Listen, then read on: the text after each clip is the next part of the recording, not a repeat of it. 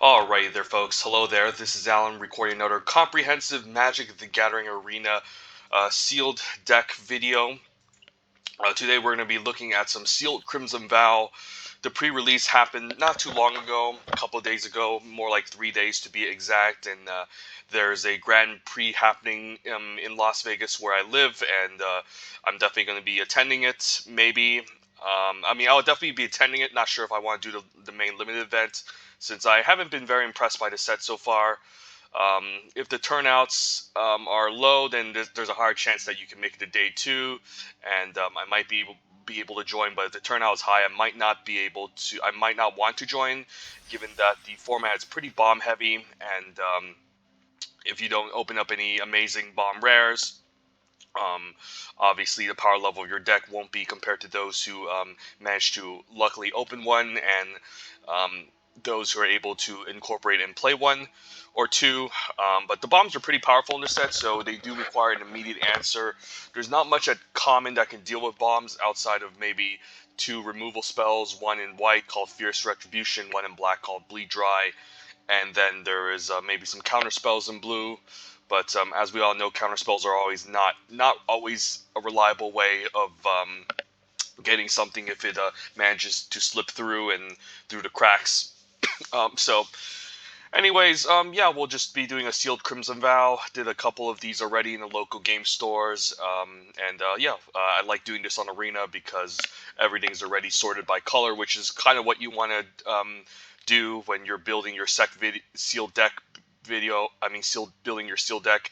It's obviously, I think, a lot more fun in person because you're able to physically handle the cards and sort them out manually. I guess it's a personal preference. Some people already want everything organized for them, and that's what Arena does. So yeah, let's begin. But yeah, there will be a limited event at the GP, so I guess this can be a nice practice video to help some of you. And honestly, I'm not really concerned about winning or losing. At the GP, since I don't really have high hopes on this set, if I even manage to join the main limited event. So I'm willing to give out some pointers for some of you who want to watch this.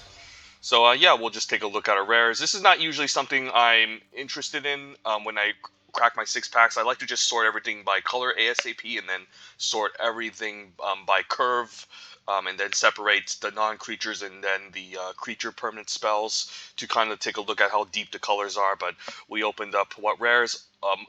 Olden Olvinvald Oddity, which is a pretty strong card. Nice 4 mana 4/4 Trample Haste, which is already powerful, and then the activated ability making into an 8/8 Trample Haste is quite strong. Green is considered one of weaker colors in the set, and I don't disagree with that.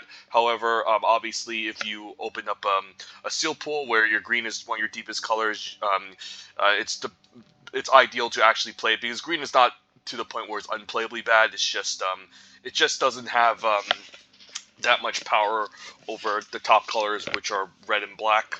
Um, but in terms of common power level, but yeah, this is a good bomb rare. And black is one of considered maybe the first or second best color in the format, and there's a lot of amazing black rares, so I'm happy to open up this one. Basically, a nice evasive threat in the aggressive black deck. And then whenever you deal combat damage to a player, you can create a blood token. Blood tokens are very strong in this set because they can prevent flood, so it makes aggro even better. And there's a couple of creatures at common that reward you for discarding cards. I think there's actually maybe only one called a Ragged Recluse, which is a 2-drop in black. And yeah, it has some decent synergy in the set, and even if it doesn't have synergy, the ability on the blood token is really nice since it can help prevent flood in the late game.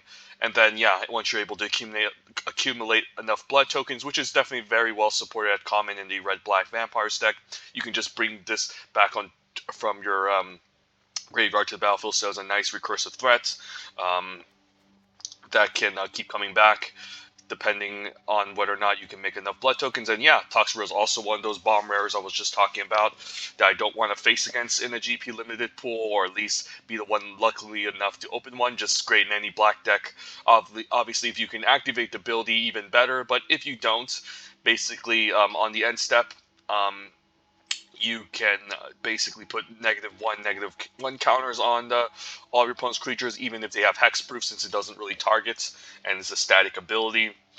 Um, so yeah, it's really insane. And then whenever a creature you don't control with a slime counter on dies, you just can generate 1/1 black sludge creature token. So definitely a bomb rare, and a card that I'm happy to maybe play a long controlling game plan or mid-rangey deck to get towards.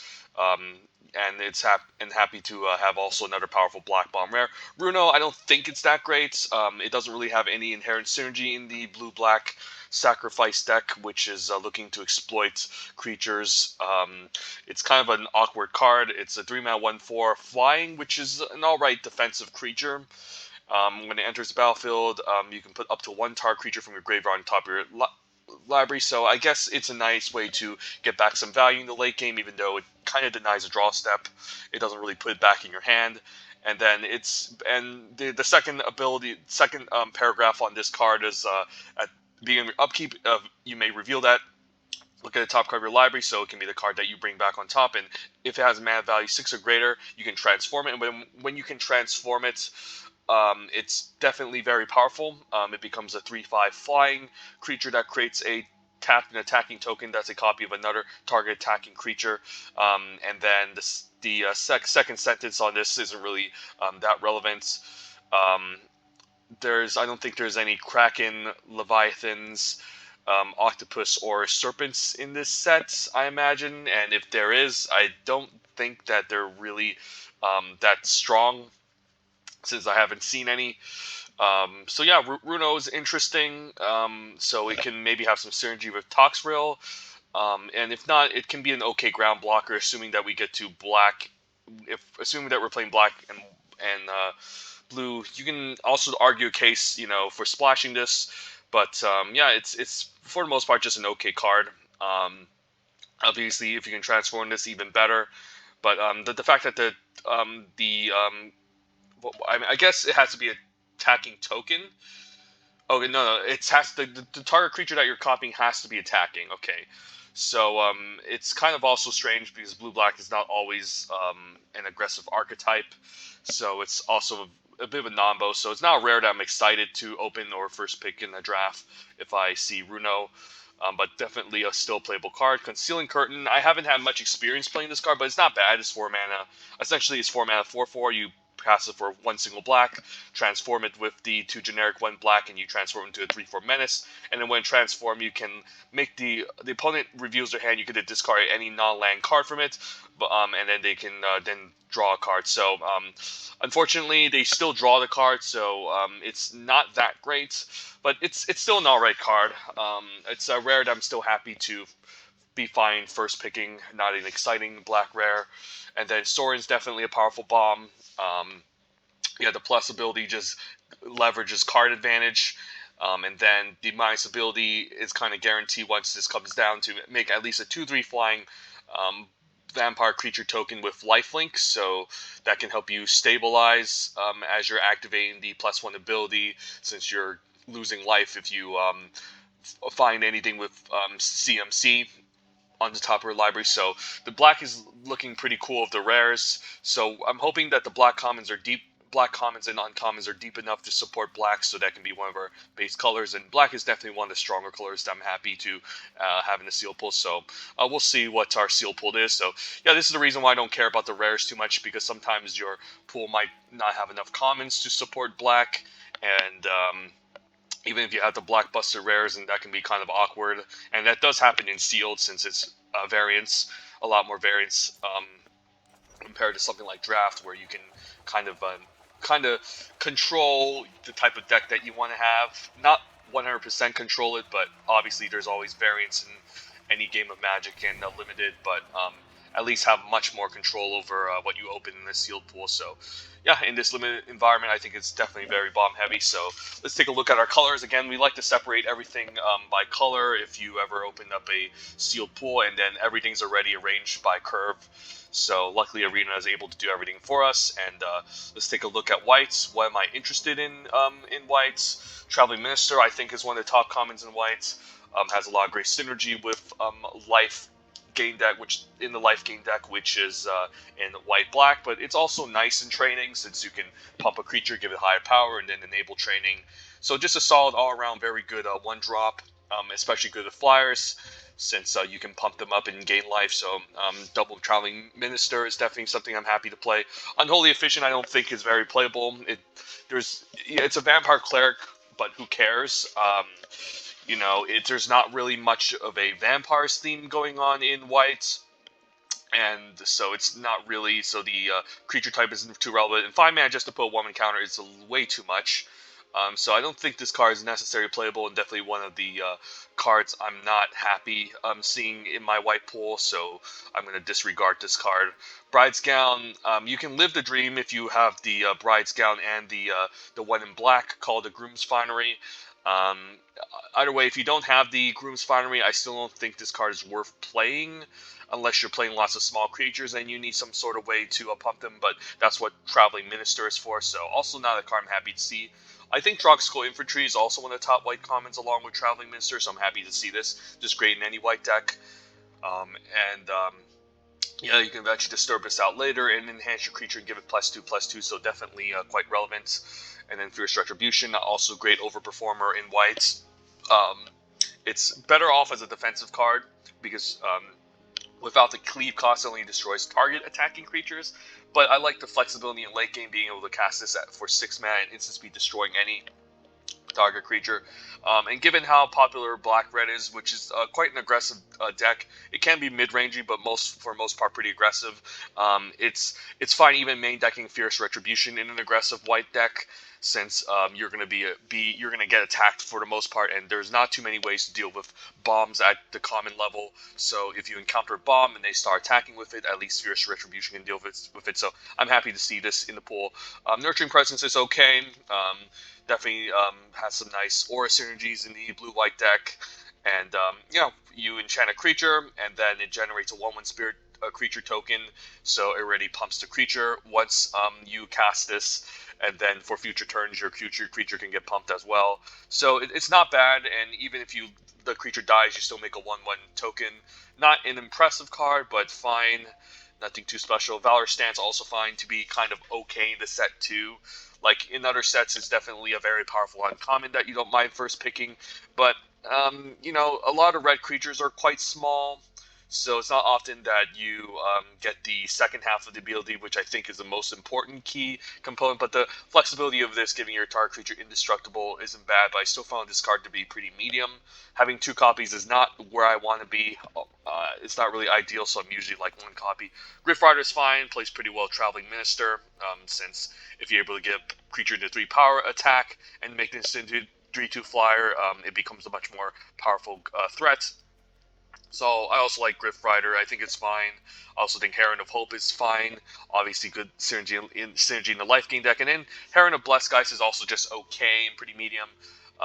Obviously, if you can activate the ability in the graveyard and make 2 1/1 spirit creature tokens, that's pretty awesome.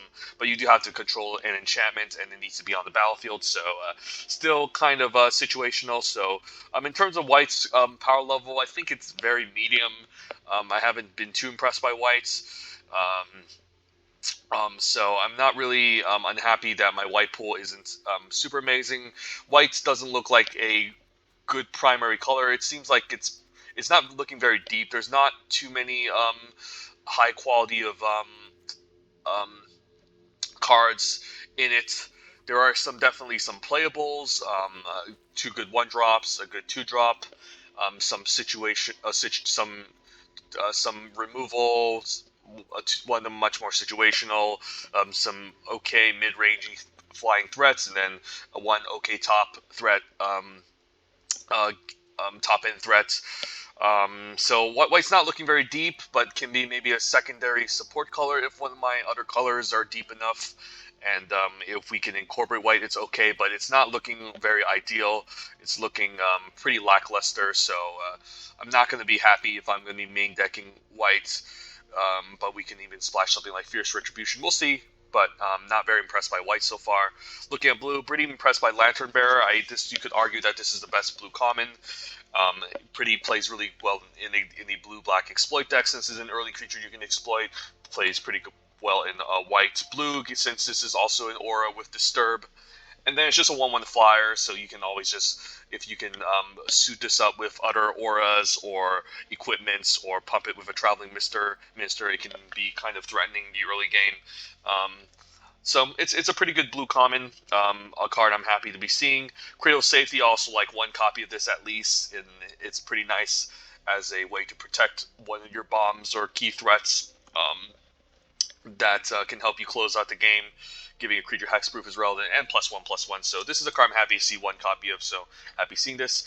Soul Cypher's board kind of has the same problem with the Heirloom Mirror in Innistrad Midnight Hunt, which was a black artifact that also has this tap activate ability. It's a little bit too slow to activate, and even if you manage to activate this and transform the creature, it still ends up tapped. Obviously, slightly better because it says whenever a creature is put into your graveyard from anywhere. So it can even be from your top of library or on the battlefield. You can remove an Omen counter. But I still found this to be very slow and just very medium. The activability is fine. This kind of has a home in the blue-green deck, which is trying to do a whole lot of self-milling, which is also not very well supported in this set. So I'm not happy seeing double Soul Cypher's board. I don't think it's a great card. I do like Storm Chaser Drake, but it's only really good in blue-white, which has a lot of auras, and as we see from our white, it's not looking very deep. So I'm not sure if this is going to overperform if we end up playing blue, but we'll see. Chill of the Grave is always nice, solid tempo. Obviously better with zombie since it costs 2 generic less, but being able to tap a creature down and draw a card is pretty solid. Tap and make them unable to tap under untap step is pretty solid. A card I'm fine seeing. Stitch Assistant, best in the blue-black exploit deck, also just a medium card. So Siphon Essence, I think it's okay, only targets creatures, so if the opponent is running a low creature deck, it's not going to be great. So it's just another okay counterspell that I could play or not play, depending on how many instances or flash creatures I have. Thirster Discovery is pretty nice card advantage. Obviously, drawing 3 is great, and discarding a land is no big deal in the late game. So this is a card I'm happy to see. Wanderlight Spirit, also not been very impressed by this. If you're a more of aggressive blue-white tempo-based deck, this card has a home in it, but outside of that, the fact that I can't block is a little bit problematic. I mean, the fact that I can't block ground creatures is a little bit problematic, so if you're facing against some early aggressive creatures in the Mardu colors or big green threats, it's not going to do much, so not an exciting card. Repository Scab, best in the blue-black sacrifice deck to bring back an instant or sorcery, so has a home there, but also a kind of a hidden gold color card. Scar Thoughts is, you can argue Scar Thoughts is probably the second or the best blue common. It's no Organ Hoarder, so it doesn't put a 3/2 buy on battlefield, so as you can see, blue definitely got nerfed in this set. But it's pretty powerful, 4 mana draw 2 of your best 2 cards on top of library is great, so plays pretty good in the controlling blue deck that's looking to play lots of instances and keep up mana. So happy to see double Scar Thoughts. Definitely, I think one of the top blue commons. But I can see Lantern Bearer being the best blue common since it's just so early to play and plays well in almost all blue decks. So what other blue cards do we have? And Dreadlight Monstrosity. Haven't been very impressed by this. It's too situational for its activated ability, so it's going to be at its best. It's going to have full value in a blue-white deck where you can own like some sort of enchantment in exile, and it's kind of clunky for 6 mana. Even if you play this in a control deck, tapping out for 6 mana is not really ideal since you want to keep up some Scattered Thoughts at 4 mana and use it. So it's not even, again, a reliable finisher, given that you might not even own a card in exile, and 5 mana is a lot to activate. So if you're looking for some sort of big dumb ground blocker, this can be it, but it's also a lot to tap out for. So also haven't been very impressed by this, and blue I think is definitely one of the more weaker colors in this set.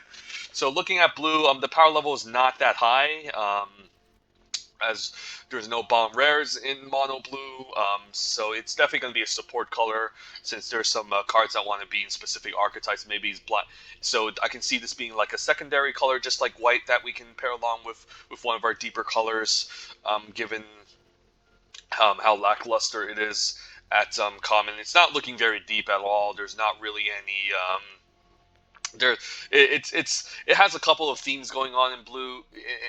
Currently, there's some exploit stuff going on. There's some enchantment stuff going on.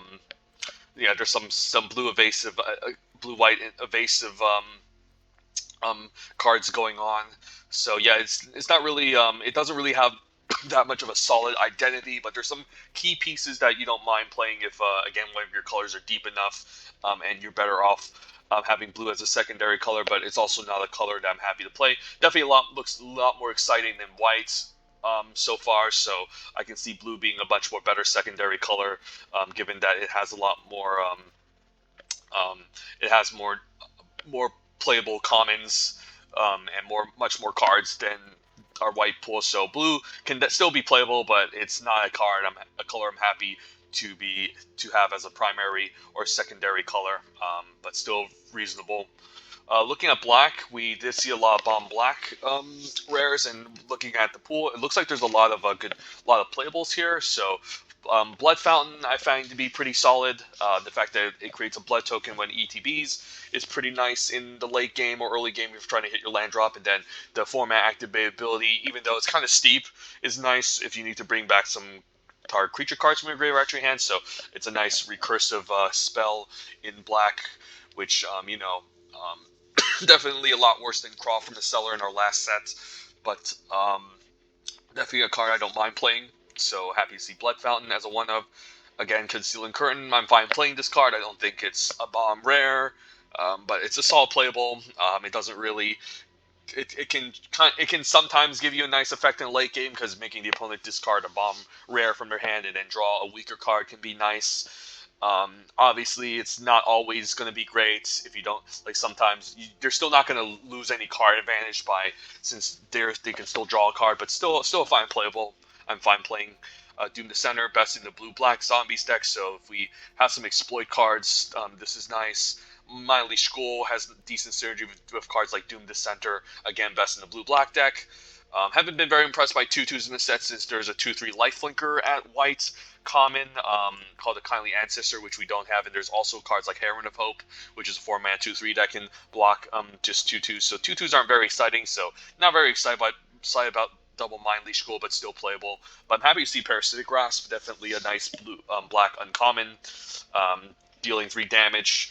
It's not too difficult for its cleave cost, which you can target anything with.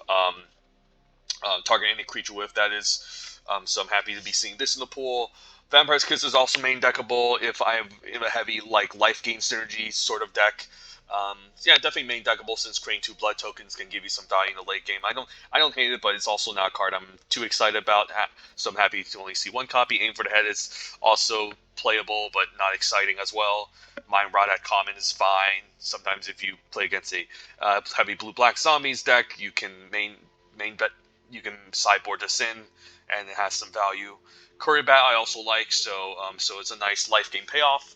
So cards like the Vampire's Kiss can be main deckable and can get better if you have cards like Courier Bat, which is nice. The 3-mana 2/2 flying is not amazing by any means, but the fact that it can bring back any target creature card can bring some nice recursion if you have some nice black bombs. So happy to be seeing this. A Desperate Farmer, also great overperformer. You can kind of think of this as a 3-mana 4/3 lifelink, since it's not too difficult to get creatures to die in a set, given that there's exploit, and you can also be pretty aggressive in any black deck.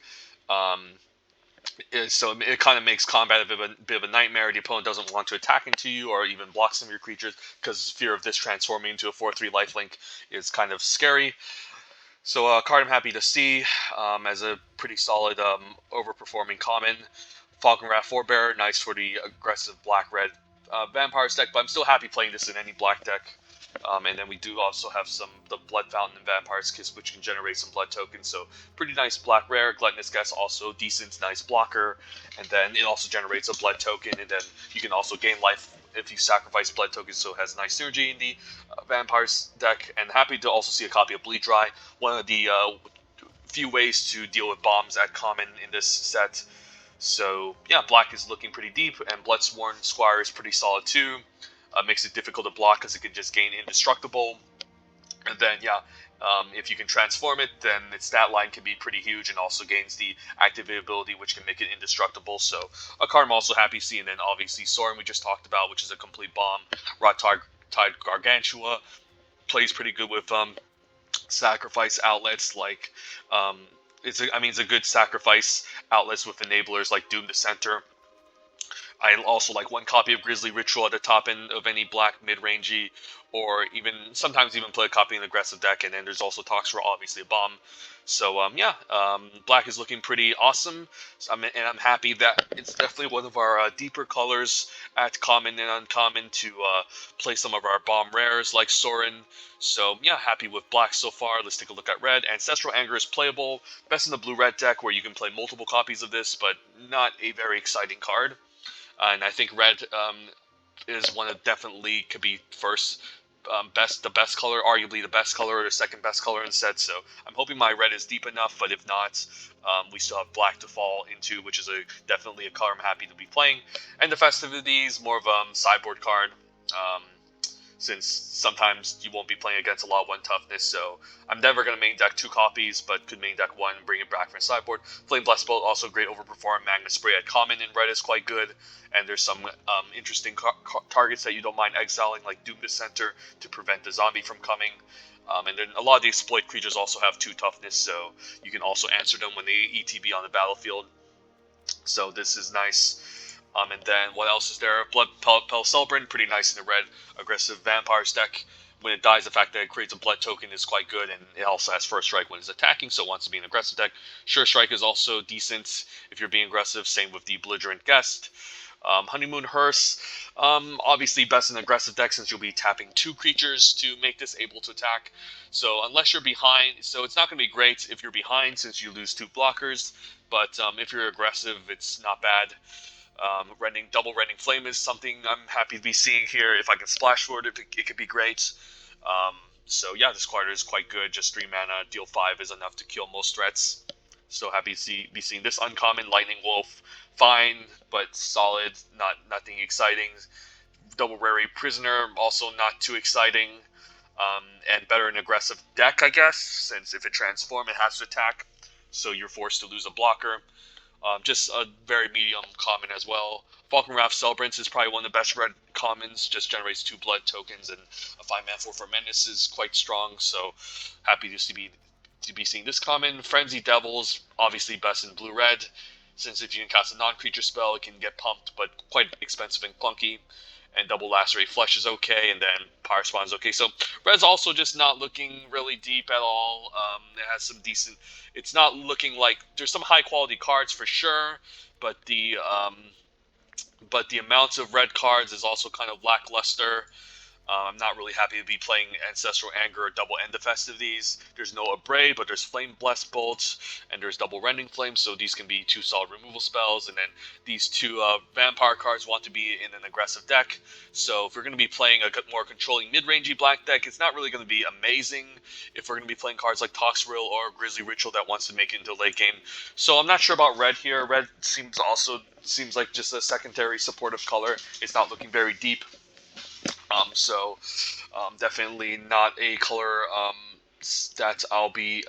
I mean, it's a fine secondary support color, but it's not looking deep enough to be one of my a color that I'm happy to have as a secondary color. Like it's not too different from blue, to be honest, except maybe it has the removal spells. But yeah, it's also just not very deep at all. Looking at green, Massive Might's fine if you're aggressive, but if you're not aggressive, is also kind of lackluster. Bramble Armor back at common, also not too exciting. Let's not talk about it.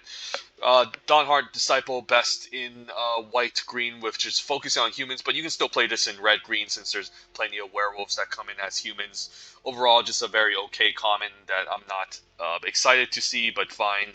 Reclusive Taxidermist is pretty good, though.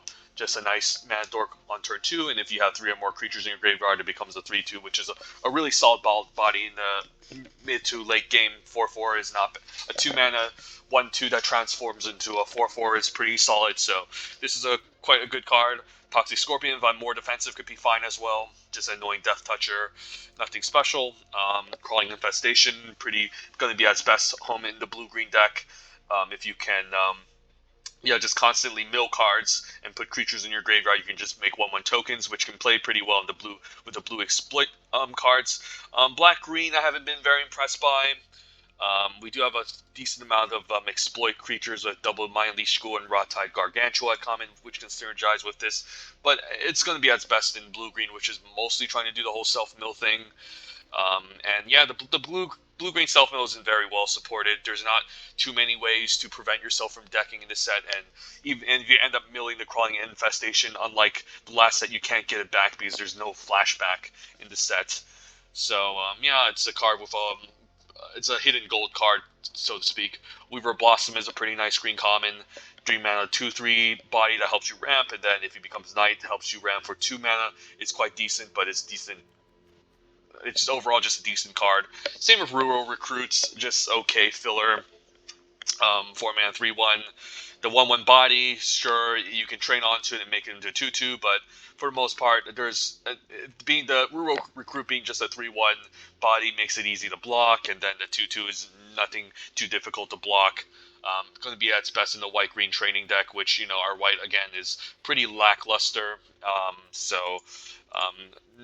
Doesn't seem like there's enough support for this type of deck. Solid Blade Slinger is fine as well. Sometimes you kill a zombie, sometimes you destroy artifact, great value. 4 mana, 4/3 is a fine body, but nothing special. And Ulvenval Oddity is quite powerful, so could be the best green card. Just talked about it when we opened our packs. And then Millipede, best in the blue-green deck. So green is also just looking like, meh, there's not any important, too many amazing cards at common as well. So outside of black, none of the colors are looking very strong. So the 4 colors being white, blue, red, and green are most likely just going to be secondary support colors we can combine with black based on the synergy. So, and then looking at the multicolor cards, there is a Markov Purifier, which is quite strong. Definitely best in the life gain deck. And in the white black life gain deck, and we do have Doubling Travel Minister, which can play along with it. But again, given the quality of white cards, I'm not really happy to have white as our starter, second solid as our one of our top 2 colors. But this could still be splashable if I have enough life gain with my primary or secondary color. Not sure. Runo, we just talked about it. Could play it, could not play it. Double Ceremonial Knife, I'm also been pretty impressed by a copy of this card. I won't play 2 copies, but can be a nice way to enable blood tokens. So always 5 main decking 1, and Blood Servitor, also a nice colorless way of generating a blood token, and then Boarded Window, if you're in a much more defensive deck, actually a pretty playable card. So yeah, so looking at our multicolor cards, it doesn't seem like we don't have much multicolor, so that really doesn't give us a direction. So I think we're going to be mostly just two color based black deck. So let's see. Let's take all the black cards. I'm excited to be playing. Blood Fountain could play a Concealing Curtain. Definitely going to play Parasitic Grasp. Kuribam, happy to be playing. Desperate Farmer, Falcon Wrath Forebearer, Gluttonous Guest, Bleed Dry, Bloodsworn Squire, and Sorin. I'm all happy to be playing. Same with Toxrill and the Grizzly Ritual. So if we're going to be drafting black, playing a steel black deck, I think we're going to be much more of a mid-rangey, grindy sort of deck. So we want a good color that pairs along with it. Our black, yeah, so most of our black cards, what are we looking to do with our black cards? Some of them, like Courier Bat, rewards us for gaining life. How much life gain do we have in black? We have Parasitic Grasp, Sorin, and Desperate Farmer already, and Gluttonous Guest. So the life gain theme already seems pretty well supported at common, so I don't need to build around it as heavily. So not sure if and we also don't have much fixing at uncommon as well, and given that the how weak our white pool is, I'm not sure if we want to go into white just to play the Markov Purifier. Definitely a very strong card, but if our white pool isn't very powerful, I'm not very interested in having white as our secondary support color. Our secondary support color should not only have synergy with our primary color, but it should also fill in the gaps of what it's lacking. So What am I also happy main decking? Could see myself main decking Raw Tide Gargantua. If I'm able to have enough sack fodder, it could be decent. So I can maybe even throw in, I guess, Doom Dissenter as find solid support as a solid sack fodder. Could play one copy of Mind Leash School as something we can sack in the late game with the Raw Tide Gargantua. I'm always happy to have this as a solid curve filler at 5. So let's see. Maybe I main deck 2 Mind Leash Schools. I don't think I need to main deck Vampire's Kiss. Again, I think I have enough life gain at common that I don't really need a main deck Vampire's Kiss. Dream Magic to tap out to drain the opponent for 2 life and gain 2 life is not amazing by any chance. I think I need some tempo, and I'd rather play some of these other cards. Yeah, Black does look more mid-rangey, grindy. Again, it's trying to get to late game bombs like Toxrill, trying to get to Grizzly Ritual on turn 6, and then it's not until turn 4 where we have some of the more powerful cards like Blood Sworn Squire, Bleed Dry, and Sorin. So it's not looking very aggressive, so I'm not sure if we want to pair it with Red. If we pair it with Red, how's it going to look? We have a Flame Blast build as more as solid early game interaction. We do already have Grizzly Ritual and Bleed Dry at common already, so and Parasitic Grasp, so we do have some removal already. I'm going to put this in the 3-drop slot because it's highly unlikely that we just want to cast this for 2 mana for the most part. I guess we have Pel Celebrant as a fine 2-drop. Not sure if I want to main deck Sure Strike. It's not looking like we have a lot of aggressive early game. Belligerent Guest. I'm not sure if I want to play the Honeymoon Hearse. I'm happy to see double Reddening Flame. Not sure about the Lightning Wolf, it's okay, and then not sure about the Wary Prisoner. Falcon Wrath Celebrants, I'm happy to be seeing. Could play Lacerate Flesh, maybe 1 copy, and then Power Spawn at the top end is fine. So if we're going to combine Black with Red, how's it going to look?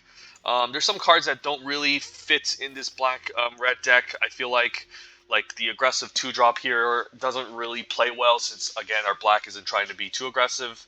Like, it's fine filler, but it's not going to overperform, so I'm not happy to be seeing it. I'm obviously happy with the removal spells, but we have some removal at common in Black already, so I'm not sure if it's going to be too redundant. Same with the Belligerent Guest, same problem with the Petal Celebrant. It's trying to be an aggressive deck, which we're not necessarily trying to be, since, like, a Gluttonous Guest isn't trying to be aggressive. The Courier Bat is trying to get value in a late game. Desperate Farmer, again, fine in aggressive or non-aggressive deck, but again, cards like Doom Dissenter, Mind Leash School don't necessarily want to be aggressive. And then Lacerate Fletch is okay, nothing exciting. Sometimes it doesn't really kill anything too important in the late game. Like, I don't want to main deck 2 copies. It's a little bit clunky for 5 mana. We already have Bleed Dry at 4. So a card I'm not happy to see. I am happy to see Falcon Wrath Celebrants could fill some of the 5-drop gap we have. But we also, again, have Grizzly Ritual and Toxrill at 6 and 7. So our curve is kind of high already. So even a card like Power Spawn doesn't look very exciting. So Red doesn't seem... I mean, we could play Red. I mean, we have enough playables to make a 40-card deck. But I don't feel like Red is what we need with what we have. Looking at green, we could throw in, I don't know, Reclusive Taxidermist can help us ramp into our late game. Same with the Weaver Blossom. The Toxic Scorpion's fine, can definitely fits well with the whole defensive Black plan. Not excited about Rural Recruit or the Crawling Infestation. Sawblade Slinger could be fine filler. Uvuva Oddity could also be fine. Millipede also doesn't seem great. So green's also doesn't look great. I think I'm better off with Black-Red actually more than Black-Green. And even then, I'm not very excited about Black-Red. So I don't think green really fits well with our game plan, so to speak. I mean, I guess we can always just throw in a Blood Servitor as well, just as a fine playable with some good synergy with the Falcon Wrath Forebearer and the Gluttonous Guest. So this can also help just be incorporated into deck because it's colorless. Not sure about Ceremonial Knife. Can play pretty well some of our flyers. But it's also a card I can see myself playing or not playing. Usually 1 copy I'm satisfied with. Yeah, and given that we have a lot of black cards already, like we don't necessarily need their secondary color to be too deep, since we can only like really fit in like 6 or 7 playables or 8 playables. So we'll see what we have in blue. Blue looks like it has a nice synergy with black, like Lantern Bear is something I don't mind sacrificing. We have a Cradle Safety that can protect some of our key creatures, which I also don't mind. Not excited about Soul Cipher board, but I can see myself playing 1 copy of Cradle Safety. Storm Chaser Drake doesn't seem like it has great synergy in what we're trying to do. Chill the Grave, I can see myself playing 1 copy. Much more of a better in aggressive deck if I'm trying to enable tempo. But I'm also happy to see Stitch Assistant here. Can help incorporate another 3-drop. Plays pretty well with some of our early creatures I don't mind sacrificing. Thirst for Discovery is nice card advantage. Same with Double Scatter Thoughts and Repository Scope. So blue, even though not very deep, can be definitely solid with what we have in black. Some nice card advantage with Double Scatter Thoughts to dig towards our bombs. And then some nice exploit outlets for some of our early creatures that can get blanked in the late game. The only problem is that we don't have too many creatures to exploit in the early game. But it still seems like the blue-black deck is still trying to be defensive, and then given that we have Toxrill's activate ability for blue and black, it also does pair nicely. So yeah, blue I think could be a solid option. Taking a look at white, let's say we throw in double Traveling Ministrant, throw in the Drog-Skull Infantry, the Fierce Retribution, maybe the Heron of Hope as a life linker, and then maybe we throw in the Markov Purifier could also be pretty solid. So white also looks pretty decent too. It gives us another extra early game creature with Drog-Skull Infantry. Another solid removal spell with Fierce Retribution, double Traveling Minister, which is quite solid on 2, and then the Markov Purifier on turn 3 is also nice. So white actually doesn't look bad as well. And again, given how deep our black pool is, we don't necessarily need too many cards in our secondary color. We're just looking, again, to fill the missing gaps. And the colors I'm looking at are primarily blue and white. Let's take a look at red again. Red, what does red provide? Some more solid removal with Flame Blessed Bolt, double Rending Flame, maybe a copy of Lacerate Flesh. We have Grisly Ritual ready, Bleed Dry, and Parasitic Grasp. The deck is lacking more creatures, so I don't think we necessarily want to incorporate red unless we want to be like hyper controlling and get to the late game with some of the red removal spells. So I guess the thing I'm talking about here is what is the weakness of our black deck currently looking like. I guess black is trying to get to the late game again. There's the Falkenrath Forebearer, which isn't really that much of a control card. It wants to be a much more aggressive deck, but again, it's just a good rare. I can see myself playing with enough blood tokens. I can put the Concealing Curtain at 4 because it's a card I'll play. I want to transform eventually for a total of 4 mana, so I'll put this in the 4-drop department. Yeah, overall, black just looks really solid and well-rounded. I just don't know what color to pair along with it. Red provides... Green is looking very lackluster. I definitely don't want to pair it with green. Red provides removal. Blue can provide us some card advantage and some exploit creatures, some exploit outlets. White can provide us with... much more early game, double Traveling Ministrant, Drog-Skull Infantry, some removal with Fierce Retribution and extra flyer, and again the Markov Purifier. So I'm not sure if I want to be in either blue black or even blue black or white black here. So this is kind of like one of the rough things about making a limited pool. So let's see. I'm always happy playing Doom Dissenter in any black deck. Do I really want to play double Mind Leash School? Not really. But I have 2 solid directions. I can be black-white life gain, which has 2 life gain payoffs, being the Courier Bat and the Markov Purifier, or I can be in the blue-black exploit deck, which has a Doom Dissenter, which we can sack. And then maybe double Mind Leash School if I don't mind playing it, or Lantern Bearer, and then some exploit cards like Stitched Assistant and then Repository Scope. Repository Scope does play pretty well with our Bleed Dry and some of our removal. So I don't hate that. And given that we have Toxrill, which wants to activate its ability in the late game, maybe we go blue-black. Yeah, just having the ability to sacrifice a slug and draw a card is nice, but if you're already drawing cards already, I kind of have to presume... I mean, if you're already casting something like Toxrill, I'm assuming you're already digging through the deck and drawing with cards like Scatter Thoughts to find it. So, I mean, I could go blue-black just to have the upside of activating Toxrill. because the problem with the black-white deck I can see is that, again, we don't have too many life gain payoffs. We have a lot of enablers already in black. Again, with the removal spell, Parasitic Grasp, even the Gluttonous Guest. So just having the double traveling minister can be kind of redundant.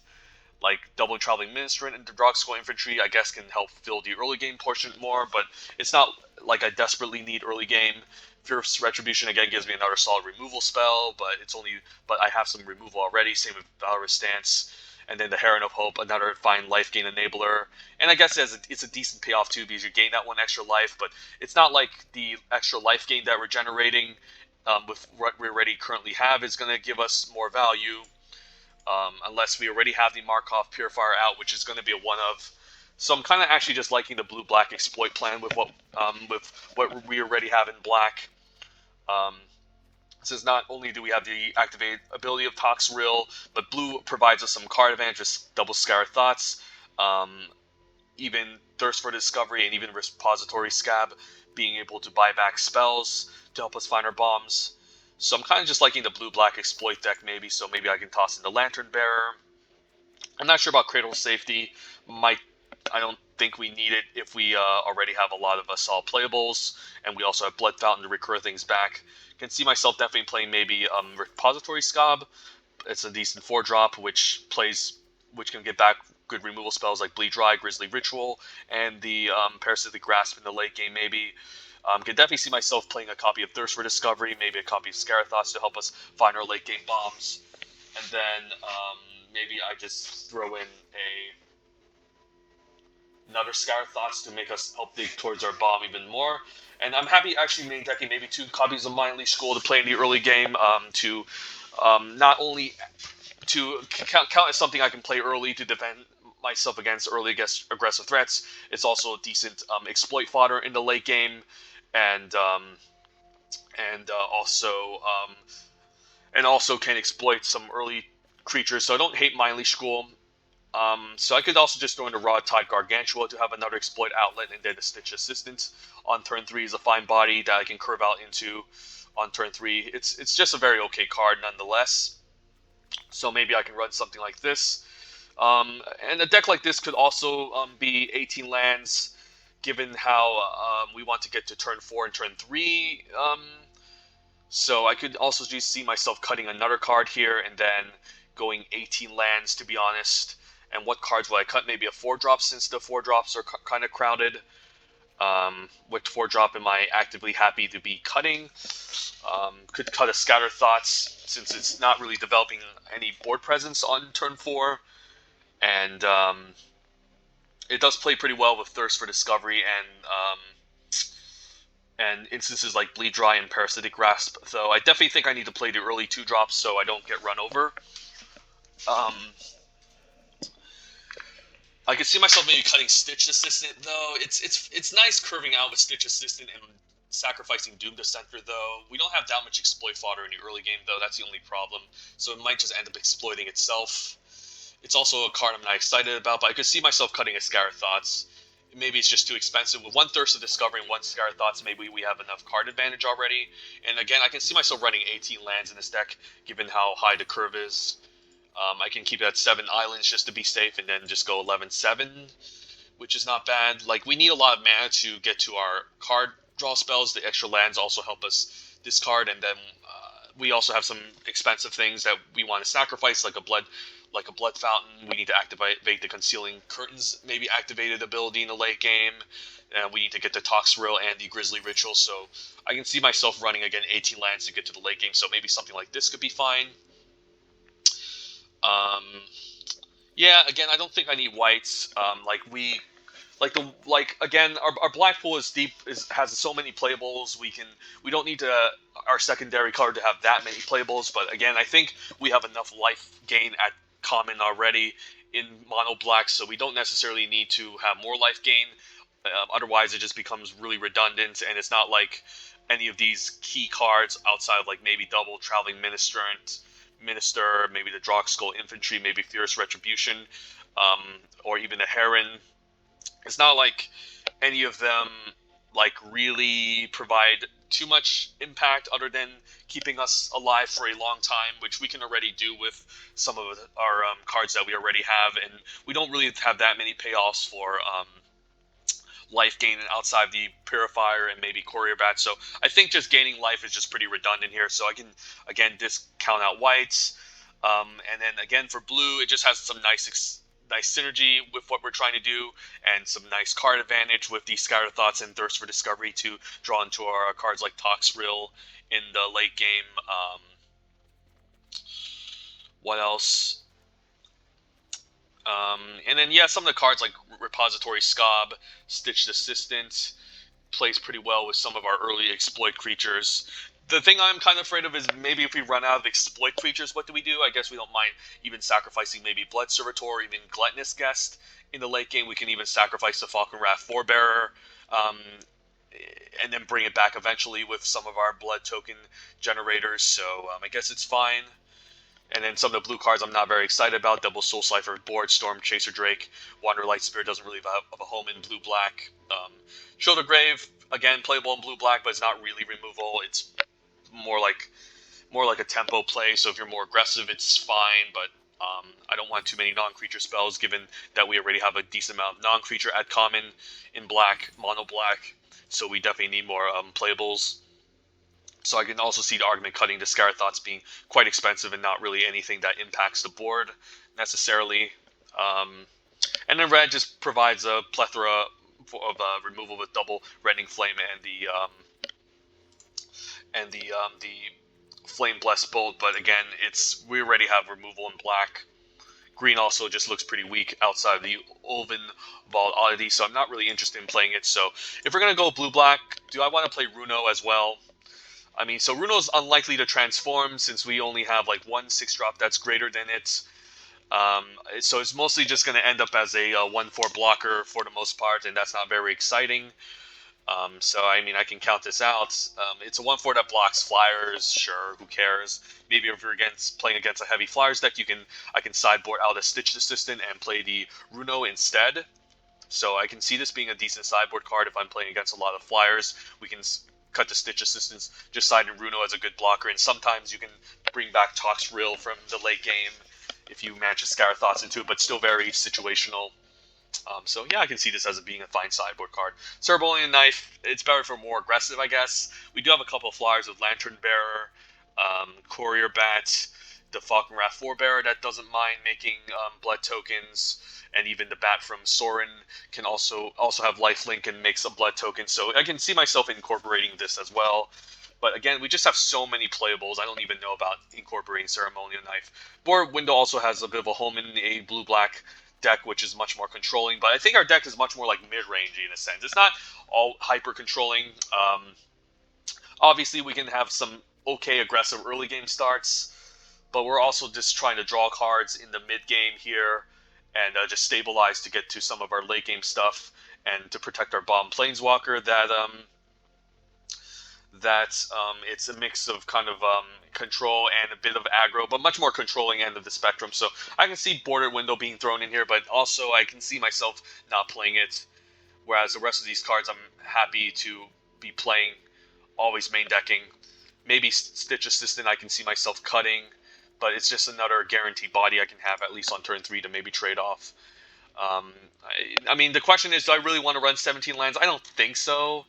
Like, we have a lot of stuff that we want to hit turn 3 consistently. We have Thirst for Discovery, which wants to discard lands. Scattered Thoughts can discard lands as well. And then we have some of these. We have a 7-drop we're looking to cast and a 6-drop, and then again a 5-drop and a 6-drop. So I'm actually just fine just running something like this. Again, I can consider siding in the Bordered Window if I'm playing against a heavy aggressive deck. If I'm playing against a lot of flyers, Runo can come in. Not sure about the Ceremonial Knife. And then the other card I can see myself throwing in is maybe a second copy of Scattered Thoughts if I'm not happy with maybe the Rot-Tide Gargantua or Blood Fountain. Yeah, but but we'll just try this out and see how it goes. But I think 18 land is where we want to be, and then 11-7 seems fine. We don't have a ton of blue, 7 should be enough, and then we definitely need a lot of black. So let's try this out and see how it goes. Blue-black. Yeah, it's more like a blue-black 18 lands mid-range. Definitely more in the controlling end of the spectrum. It's just that the early game, the early game is lacking. So I guess in the more controlling end of the spectrum. But it's like it's not until turn 3 and turn 4, which is where our power level kind of spikes. So yeah, let's go for this. We also have blood tokens to also dig through our decks, so don't necessarily need double scattered thoughts, which can be kind of awkward on curve. It's very important in Magic, especially limited to impact the board, so you can trade off and apply pressure against the player. So having too many non-creature spells that tap out and not affect the board can be kind of bad. So yeah, that's a 1 hour sealed tutorial, but we'll play some games here and see how we end up. I think the best colors are black and red and black for sure. Those are top two. Not sure where white and blue and green belong. I think green could definitely be one of the weaker than blue for the most part. So it could go something like red, black, and then white and blue are kind of close in terms of power level. Maybe white slightly higher, given how powerful Traveling Minister can be in the life gain and training decks. And then green overall doesn't seem too synergistic in this set. Has some solid playables at common, but the synergy is what's the driving force behind increasing the power level of your deck, since synergy means more value means more cards, and then more cards are tempo, and then more cards and more tempo means having a overall higher win rate against the opponent. So we'll see.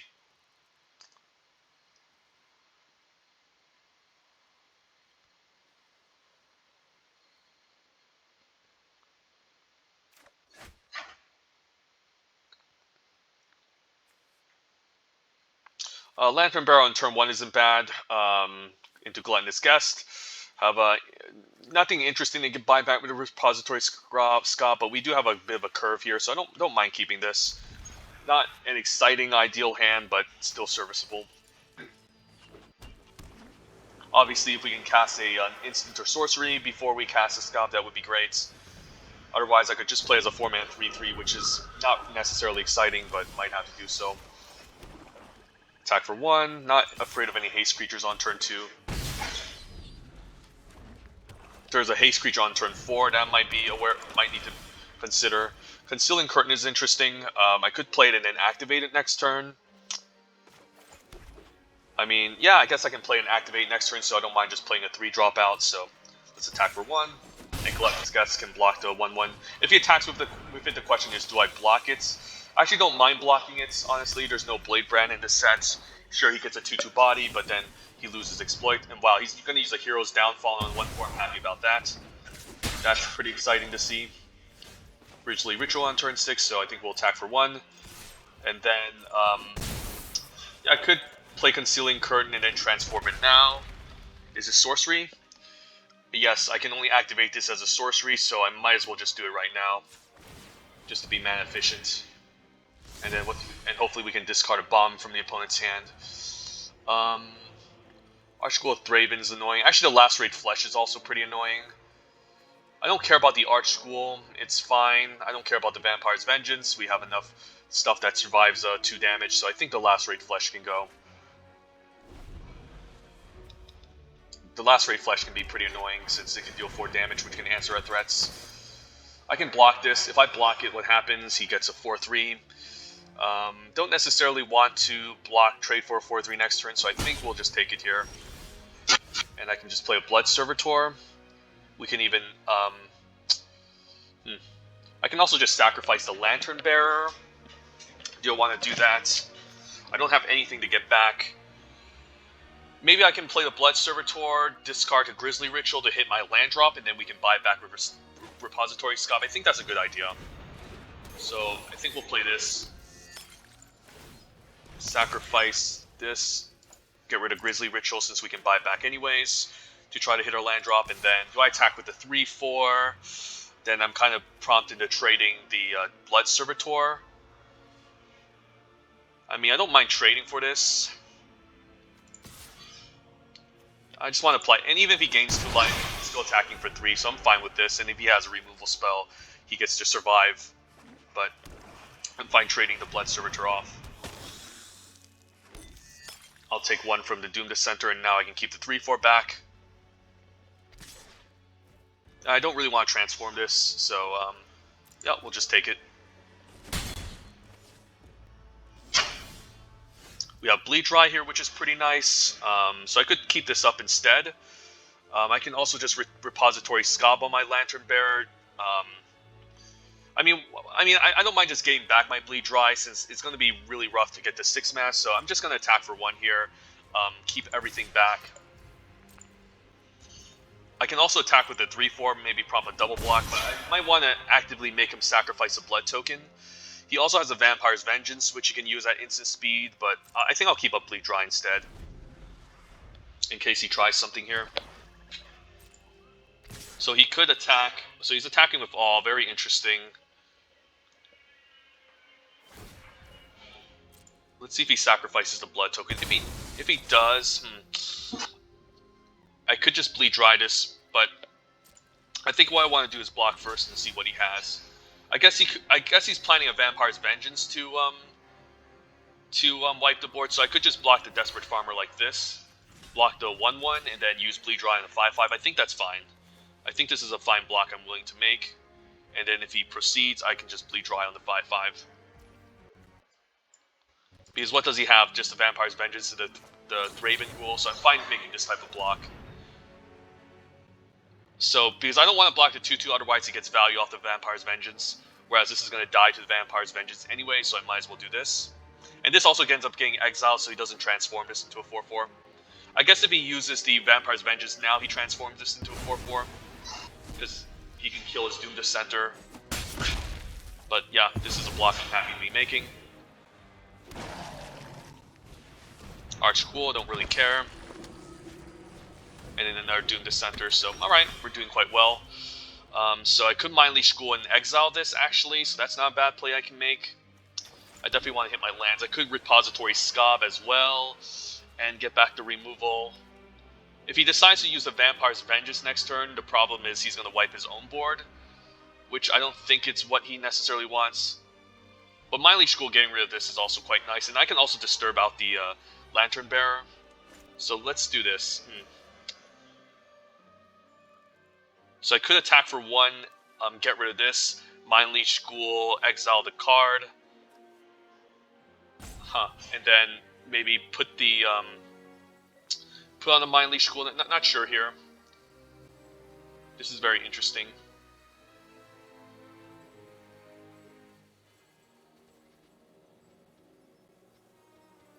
I mean, his 2/2s can free roll me. You know what? Let's move the combat here.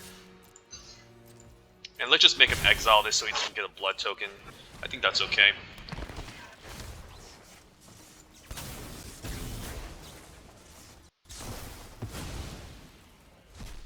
And then what I can do is I can Lantern Bearer on the Mind Leash Ghoul so it becomes an evasive threat, and this is a better blocker on the ground, so I think I'll do this. Hopefully he doesn't drop a bomb in front of us, but we do have ways to get back with the bleed card. Don't care about the 2/2 here. Okay, Parasitic Grasp is pretty nice. So I think I'll just attack for 3 in the air. Maybe keep up the Grasp. Or I can even... this isn't a zombie, thank God. I can also sack my own Repository Scob, get back the bleed. That's also not a bad idea. Maybe it's fine holding on to this Parasitic Grasp and then using this end of turn and then maybe use it on the bats. If he tries a double block, we'll see. Or just use it now. Yeah, we'll just use it now just to be mana efficient.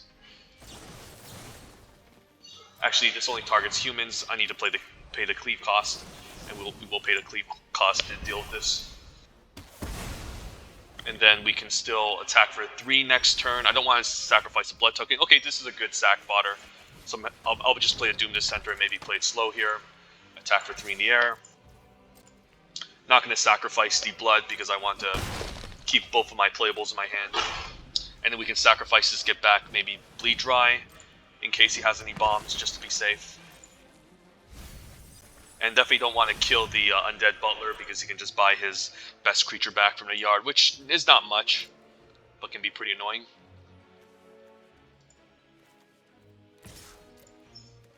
I don't want to block this necessarily, otherwise he gets value. Taking 1 isn't the end of the world. We can always buy back the Parasitic Grasp as well. So we'll say go. And then, yeah, I don't need to... I'm not planning to attack with any of the other creatures, so we'll attack for 3. Play land out to eventually cast our Toxrill. Scab can sacrifice Doom Dissenter. We'll get back Bleed Dry, which can answer any crazy bombs that he manages to play, so yeah.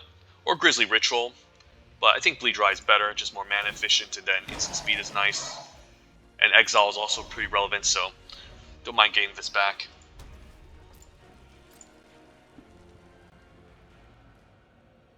Not sure if I even want to play Toxrill, because the problem is if I play Toxrill, like he gets to look on the top of his library and surveil. So I think we'll just... Ooh, I guess Sorin is pretty nice here. Never mind. So we'll attack for 3 and just cast Sorin and minus, and we should be able to seal the game. And then next turn we can block since we can just joy in the slaughter. Necessary work. Yeah, next turn we can't block because he's not going to draw any cards. He's just going to look at the top of his library. So I can make some pretty good blocks next turn. If he kills my Mind Leash School, I can just answer to Quarry Bat and attack for 2, and that's game over. So yeah, this deck looks really solid. Opponent has some cool grindy cards like Stensia Uprising as well. So opponent playing a much more grindy version of the black-red deck. So I'm assuming his blue pool wasn't very deep. So yeah, let's make some good blocks. Yeah, just block here. Yeah, he's not winning this.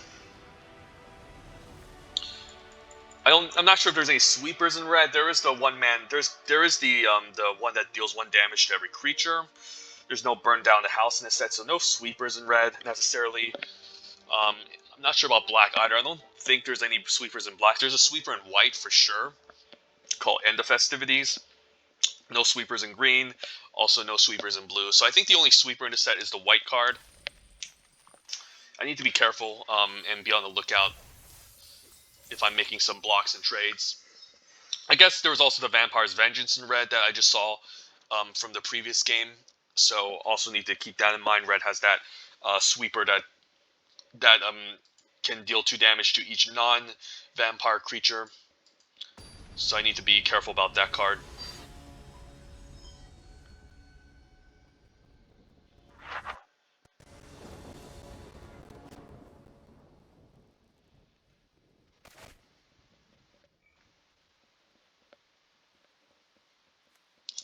Opening hand, it's okay. We won't be able to play a cleave for this, but we can curve out. And we'll just probably play the Mind Leash School as a teddy bear, sure. As a bear, I mean. Teddy bear, bear. Not an exciting start, but I'm hoping we can get double black eventually. But 3 lands is fine. In the early game, we have 18 lands in this deck. So I'll probably just play a Mind Leash School and not exploit it. And then maybe exploit this later with the Rot-Tide Gargantua, assuming that's what I want to do. So black-white, that's usually the life gain deck, and there's plenty of humans, so this Parasitic Grasp might come in handy. Do I attack for 2 here? If he blocks, he makes a 2/2, can hit me back. I don't think so. We'll just say go. Question is, do I block it? I think I'm fine blocking it if he attacks. Desperate Farmer. Do I Parasitic Grasp this? I think I don't mind doing it. Yeah, let's Parasitic Grasp it now. It is a human and it gets pretty annoying. And I don't have double black currently, so I'm fine doing this. And then I could attack here since I have the Blood Sworn Squire to block the 2/2. I think I'm fine. Also gets rid of the exploit here. We have Bleed Dry next turn, and then Ratai can also sacrifice the Mind Leash Ghoul if I want to make him discard something, so this is okay. If he attacks, I'm going to be suspicious, so I'm probably not going to block if he attacks.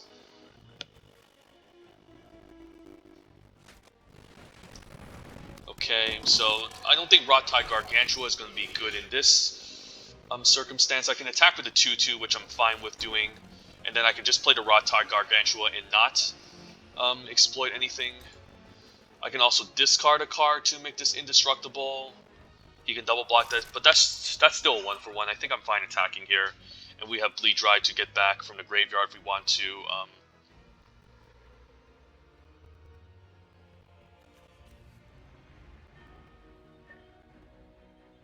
I'm fine if any of this trades for anything. Piercing Light. Yeah, okay, that's fine.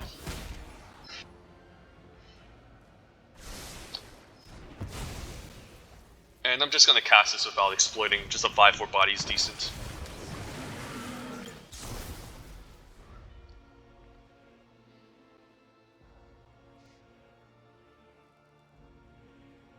I can send the 5-4 if he double blocks. I could blow him out with the Bleed Dry. And exiling this could be relevant since it has Disturb, so. I don't necessarily want to discard anything to the Bloodsworn Squire as well. So he could also be holding up another instant that I should be kind of afraid of. Gluttonous Guess is something I don't mind sacrificing. I think I'll attack with the 5-4 first and see what's up.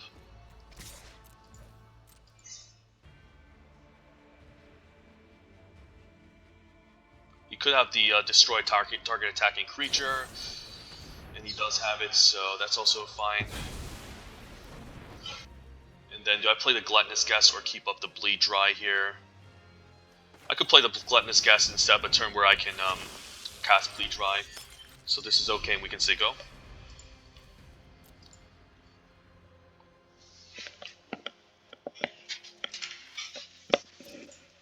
So much more grindier defensive black-white deck. And I'm happy exploiting the Gluttonous Guess. Not sure if I want to use the Blood Vial. Keep in mind, we do need to get this 7 and 6 mana pretty intensively in this deck. Heron of Hope. Sure.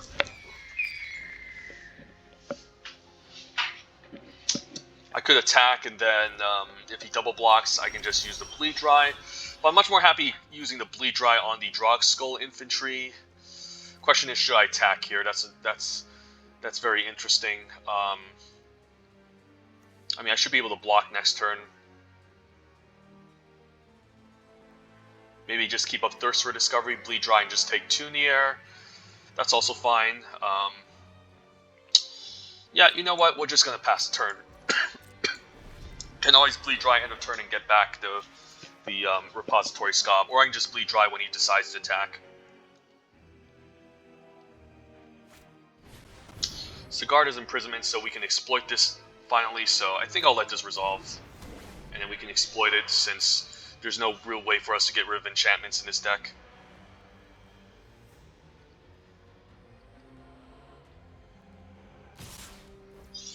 Okay,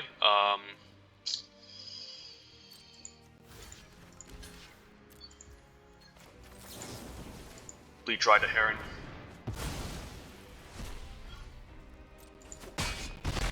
I don't want to really lead the way to Discovery. Drawing 2 is pretty strong. Then we can still exploit the Bloodsworn Squire, get back the Bleed Dry, or Piercing Grasp. Probably Bleed Dry just to be safe. I could also just discard to land with the Blood Token end of turn. But I also just want to hit my land drops. I'm just going to play land and pass here. We need a lot of lands for this deck to function well. Edgar, we're definitely going to exile that. So I'm happy he's playing it out here. I'm not sure why he's doing so, since Bleed Dry just answers it. And I'll just do it now, just in case he decides to tap out. Yeah, so it ends up getting exiled, so that's pretty good. And we can still play land and Thirst for Discovery end of turn. So not sure why he played it out like that when he knew I had an exile spell in my hand. That's why it's important to have cards like Bleed Dry to answer Edgar.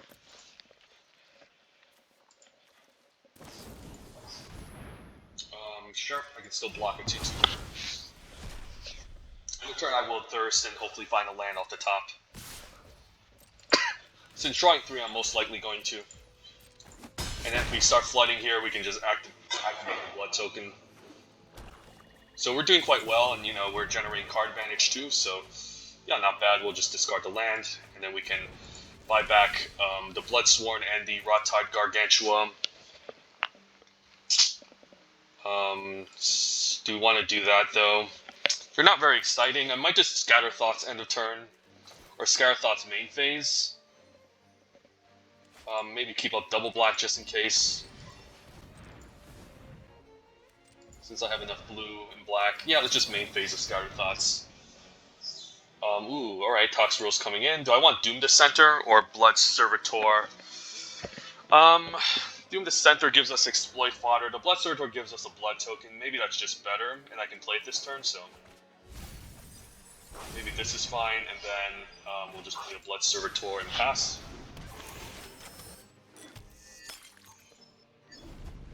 And then we can block the 1 for the 2/2 here and trade for the 2/2.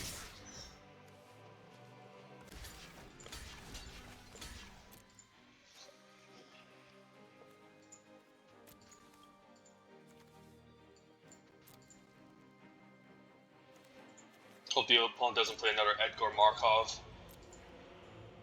or Edgar Charmed Groom. Such a dumb card. This is why I don't want to play the limited GP almost, because of cards like this. And if you don't open up any blue dries, that's a problem. That's fine. And then we can maybe just play Toxrill to end the game.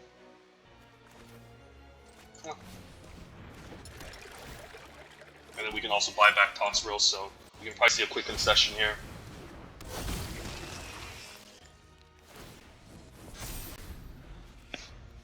Exile, no, just puts counters everywhere.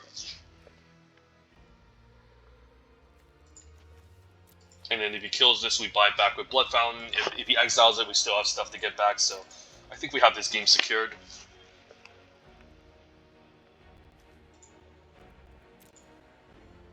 And then we can make some slime tokens too. Grizzly Ritual, we'll just buy it back then.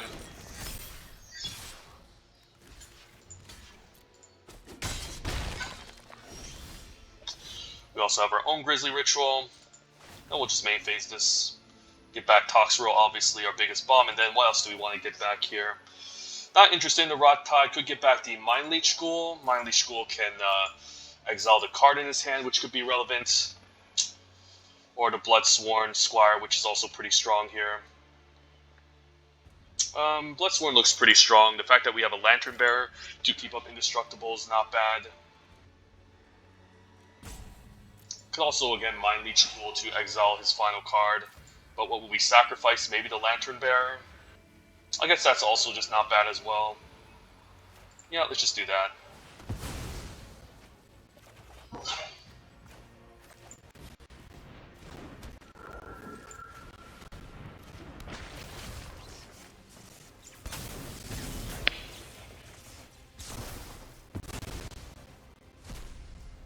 What was his final card? A Doom Dissenter? Sure. And then I do want to just keep all my cards in hand. The blood tokens make it so hard to not flood in this game. It's kind of crazy. Aim for the head. Ooh, exiles makes me exile 2 cards. Alright, I think I can actually put one of them in the graveyard just in case. So I think I'm going to sacrifice a blood token here. Actually, no, we'll cancel. Because I'm going to end up exiling the other card I draw, so, okay, the opponent managed to get a nice top deck there. And then, I guess I'll just trade here, and then block here, which could be fine. You have more blood tokens for gas in this deck, so... Alright, Sorin's nice. Violence is necessary to set things right. And then we'll just say go. Don't want to use the cast Lantern Bearer here. But that was a pretty nice top deck from the opponent, making me exile my Bomb Rare and my good removal spell. And hopefully he doesn't drop an Edgar Markov on us. Otherwise I might get a little bit salty, but we'll see. And I can just block this for days. Might actually activate Sorin first. Maybe that's better. Concealing Curtain is nice. Do I want to transform this? Is this a must ability? It's a May. I'll just activate it now. And I will make him discard that.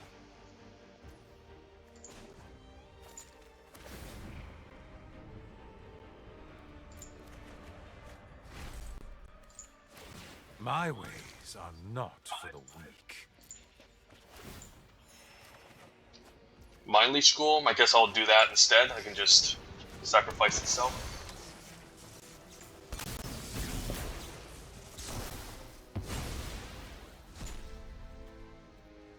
What was that? What did I exile? Another land, okay.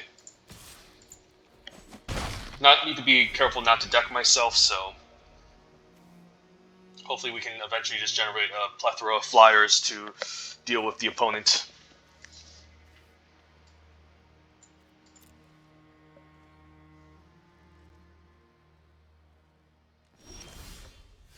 Ooh, Falcon Wrath Forebear, that's a pretty nice one.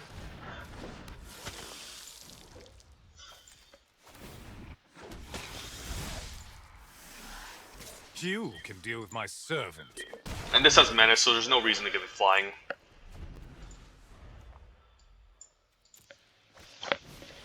Desperate Farmer, just more lifelinkers, that's fine.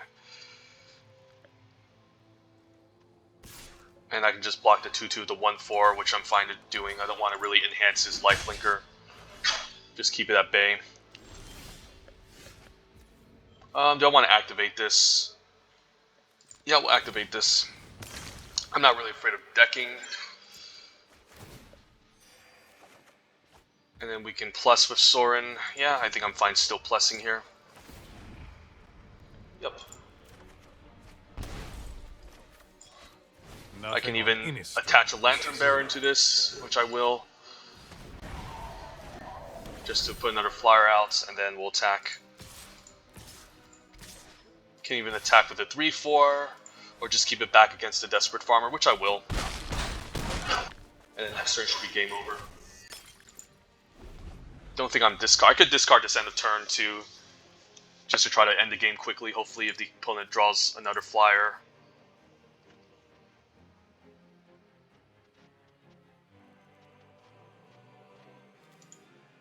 But I might want to save this just to bring back the Forebearer in case I'm lacking threats. If he has End of Festivities, this could be kind of bad for me.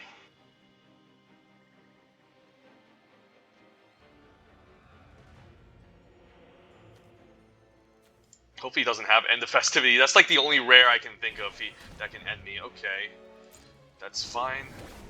I can still block the 2/2 here.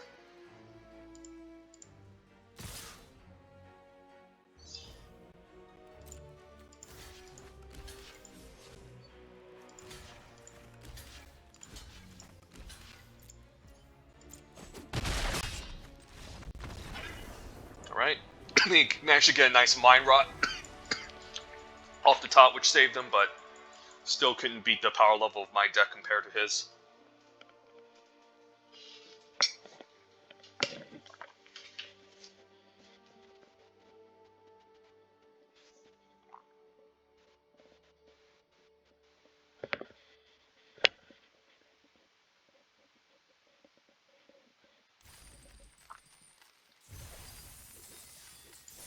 Alright, some nice gold. And yep, 2-0. Let's keep this up.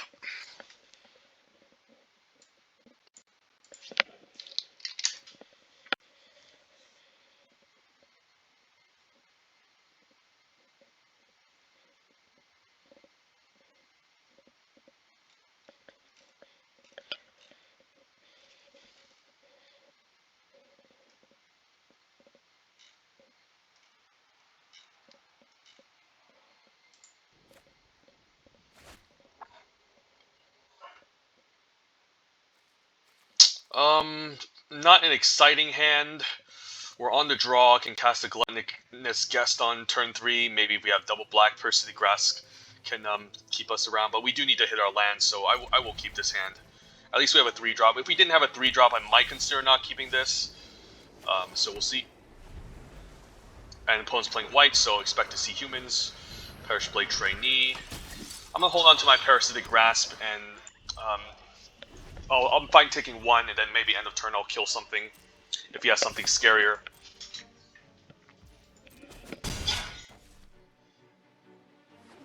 Okay, red mana, so nothing much. I'm not going to use Parasitic Grasp now. I think he could have something scarier. Could just play the Falcon Wrath Forebearer. It could run into a removal spell, so might just play Gluttonous Guest first instead. Because he could be holding on to a Braid, which can answer this. And I want to set up my blocker in case I need to drop Sorin down. A Braid only deals 3 damage to target creature, so it doesn't really finish off the Planeswalker. Traveling Minister is very interesting. Might want to kill that instead, maybe. He can't really enable training unless he attacks with a creature with more power. So I guess we just we could loot with the blood token first here just to gain a life. And I think I'm fine discarding Island now. I need to hit my double swamp. Even though we need to get our 6th land, it should be fine. Given that we're running 18 lands. So I have a feeling that he is running, he has a removal spell, but I'm fine still casting this, and if this dies, we can eventually get back, maybe. This needs to connect to make a blood token, so I'm fine sacrificing the blood token. He can gain a life and then pump the Perish Blade Trainee. Alright, Cigar's Imprisonment. Okay.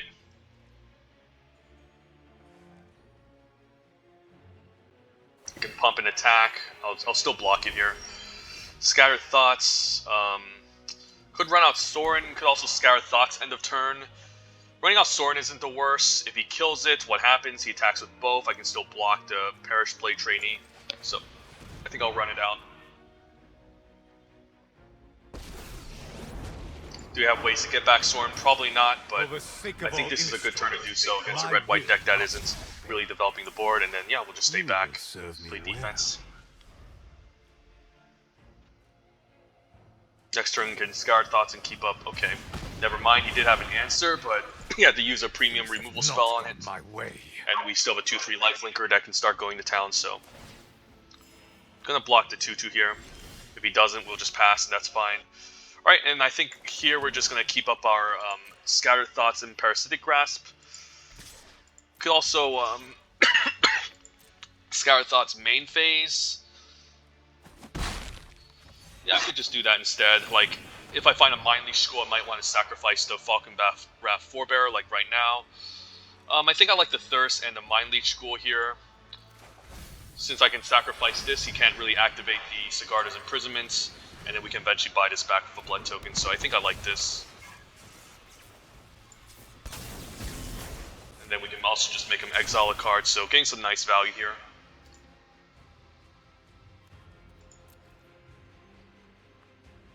Eventually we can again buy this back.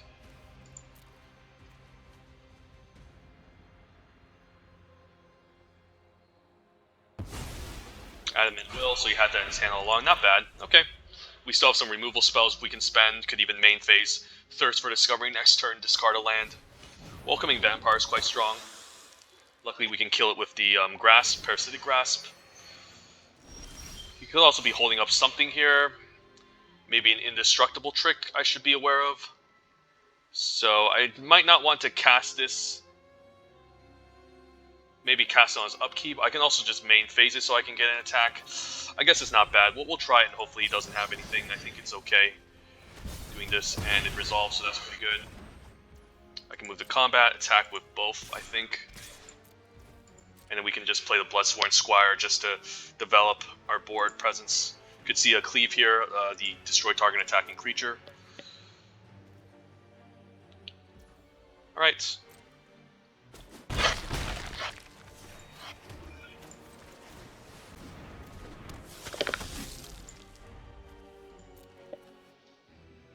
We still have a Grisly Ritual, Fearful Villager, that's fine.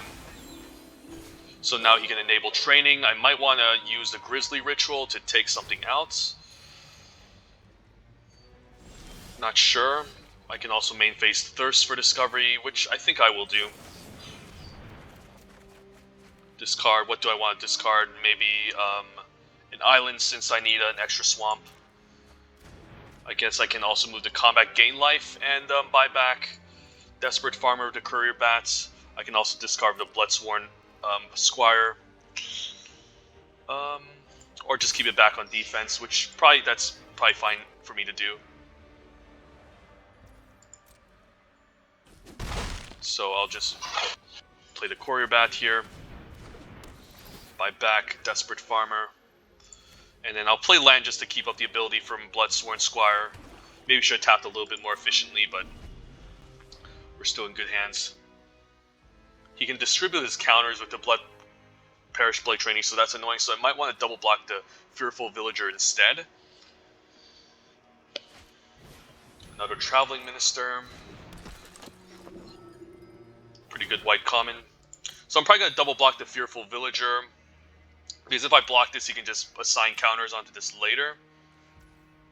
Although now he just passes a turn. I guess I can just Blood Fountain, buy back the Falcon Wrath Forebearer. So let's just do this. Do this, and then we can buy back the Falcon Wrath Forebearer end of turn. Since he'll still have Summoning Sickness, but yeah, the deck is just too strong. It's nice.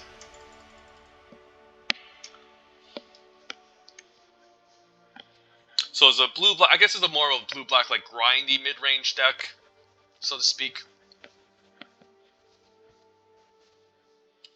So I should just rename it Blue-Black Grind. I think that's a better name for it.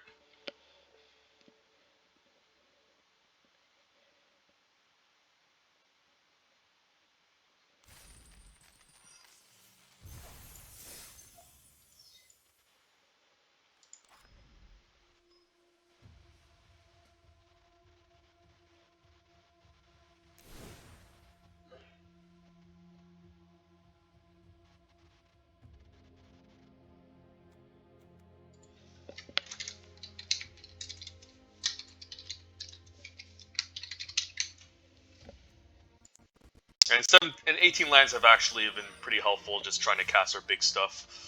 So yeah, let's add this to the deck. This looks like a really sweet deck, man. I can't wait to trophy this. Assuming I don't... Yeah, I'm probably going to get 7 with this, I have a feeling.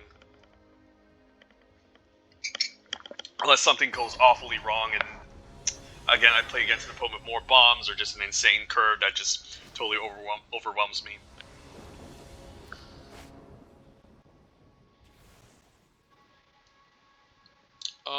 Yeah, we'll play Blood Fountain, and then Mind Leech School and Falcon Wrath Forebearer. I'll keep.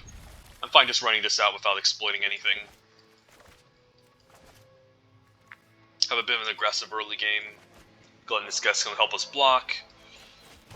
And then I might hold on to my blood tokens in case this gets answered, so I can eventually buy back. But if I can connect with this and make a blood token, that's also quite neat. Could see a Traveling Minister, turn 1. Wholly efficient, not a card I'm too scared about. We'll just play out our Mind Leech School and then not exploit and pass.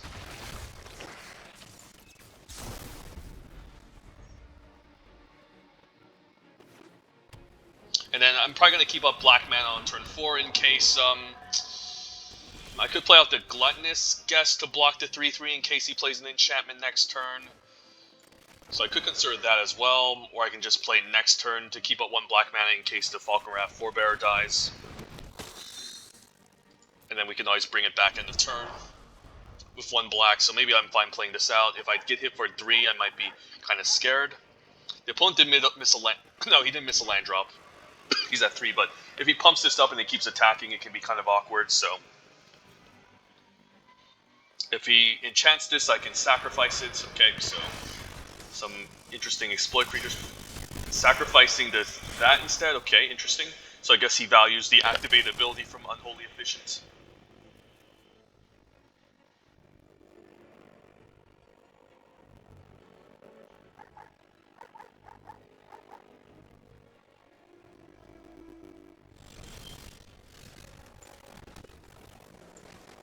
Let's tap like civilized people. Make a blood token, and I can also attack. And I'll make another blood token. The question is, do I sack a blood token to dig? Probably not, because I need to hit my land 6. Every land counts, so I think I'll hold on to the land and not sacrifice the blood tokens here. And I'm going to hold on to his Mind Leech School because Sigarda's imprisonment is a real thing. Heron of Hope, sure. This can't block, so I'm kind of incentivized to attack anyways. Could have also attacked with the Mind Leech School last turn too.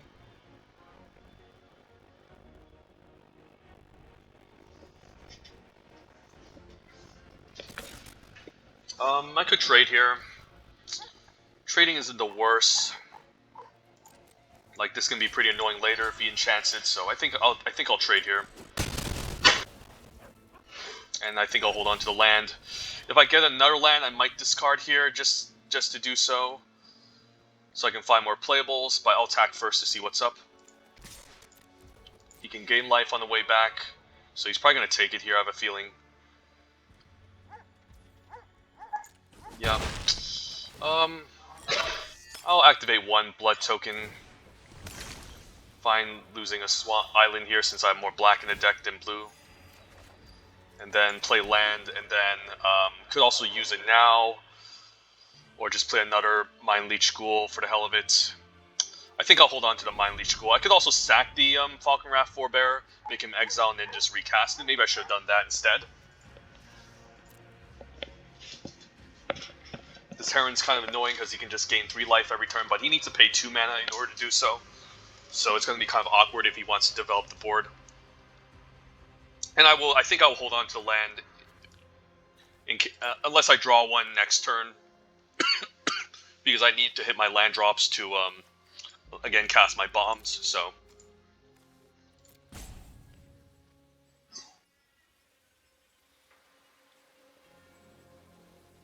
I think holding on to this can be important in case he has the imprisonment.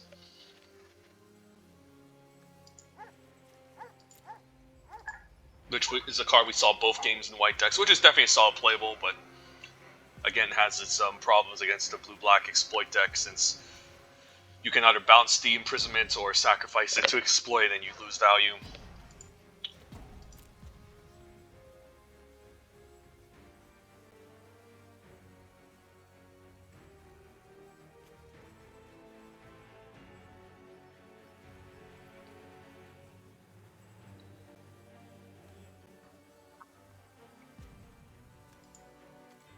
I guess this isn't a bomb rare, but a pretty good one. That's hard to deal with. And keep in mind, I can also gain life from the Gluttonous Guest, so... Is he just going to concede here? I mean, I guess he might. Alright, Repository Scob isn't bad. I guess I could attack here first. If he has a trick, what happens? I can buy it back and sacrifice it again. Yeah, I'll attack for 3. Maybe he's just holding up a counterspell, perhaps.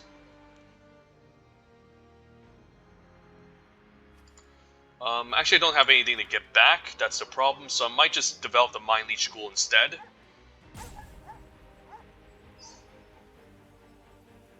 I mean, I guess he's just gonna try to rope me and concede. I don't know. I could also sacrifice a blood token to cycle one of these cards, but I think having these 2 creatures are pretty important. I think if I had like an instant, maybe I would do it. But we'll attack here. He might block and flash in some sort of trick that can be kind of annoying. If he takes it, then I guess it's fine. I can still play out land, which I will. And then sacrifice the Forebearer and then bring it back end of turn. I think that's okay. If he counters this, that's also fine.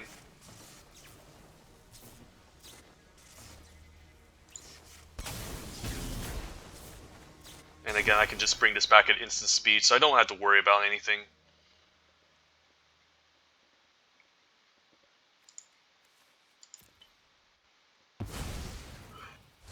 Okay, so another medium card. Okay, sure. We'll say go. End of turn, we can bring this back. This isn't a sorcery, right? Nope. Thank God. Foreboding Statue, sure.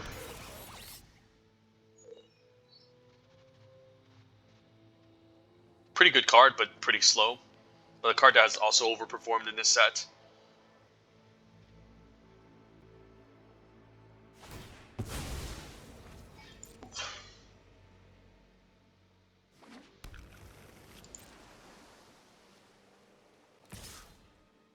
But But yeah, this card is kind of awkward and instead just doesn't really have a home.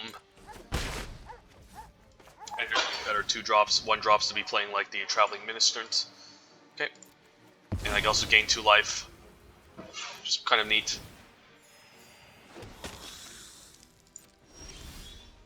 What's this on my upkeep? What is he putting a stop? Okay, Rot-Tide Gargantua, so that can gain value, so I can attack for 3. Assuming he doesn't have the Scry ability. And then yeah, I'll just cast the Rot-Tide and then end the turn bring back the Falcon Wrath Forebearer as well. So doing some nice sacrifice exploit synergies here. And again, I don't really want to discard lands, given that I have so many bombs. I have some 7-drops in this deck, so I'm just happy just doing the loop thing with this. Eventually he can block this, I guess, and that's kind of annoying, so I might just want to attack with a 5/4 instead. Welcoming Vampire is pretty strong, so yeah, if he plays some early creatures, that can be kind of annoying. Another Heron. I guess I might have to... I guess he's kind of forced to block the Rot-Tide Gargantua next turn, otherwise...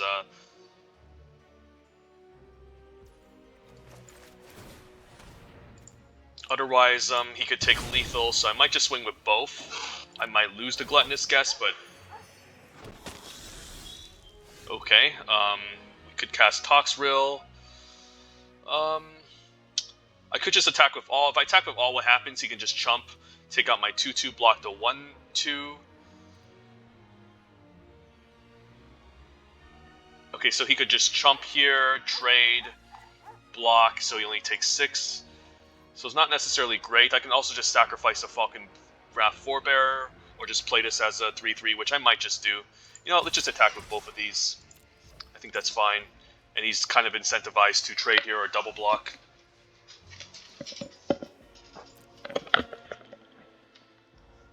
I'm nothing to get back with the Repository Scob, so I'm probably just going to just cast it as a random 3/3.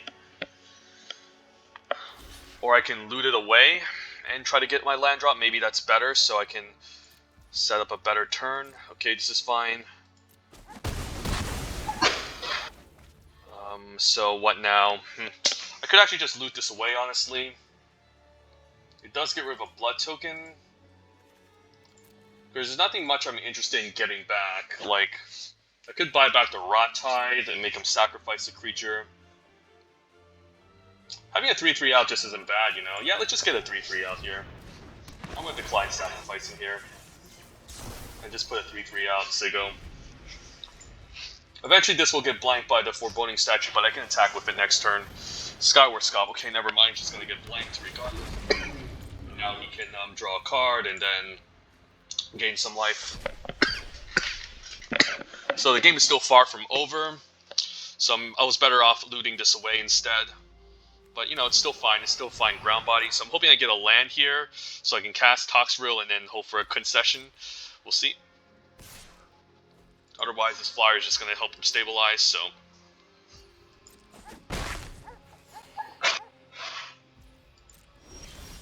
Okay, land is good, so I can cast Toxrill, and then I can also just attack with a 3/3.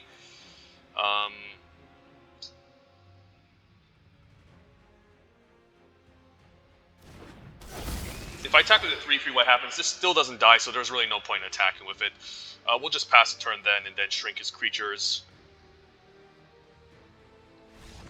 Yup. And then, yeah, there's no way for him to deal with it. So yeah, that's why this set is just so bomb heavy. There's these insane bombs that you have to deal with right away. And then even a card like Sigarda's Imprisonment is still 8 mana to cast, and then 5 mana to exile, which isn't really ideal. So you kind of just need to have a good base black deck in this sealed pool to get all your bleed dries to either have your answer for bombs or just have the best bomb rares in this format, which I think are on black. So definitely not a balanced format. Black is pretty overpowered, I have to say. In terms of bomb rares, they have a lot of good, powerful rares, and they also have the removal spell to answer them. So yeah, just not a really balanced set. So I can see myself opening up a really bad sealed pool and just losing to a bunch of people having insane black cards. So if you go to these sealed events, you just have to get lucky for the most part. This hand isn't great, but we do have a Mind Leash School on 2, Blood Servitor.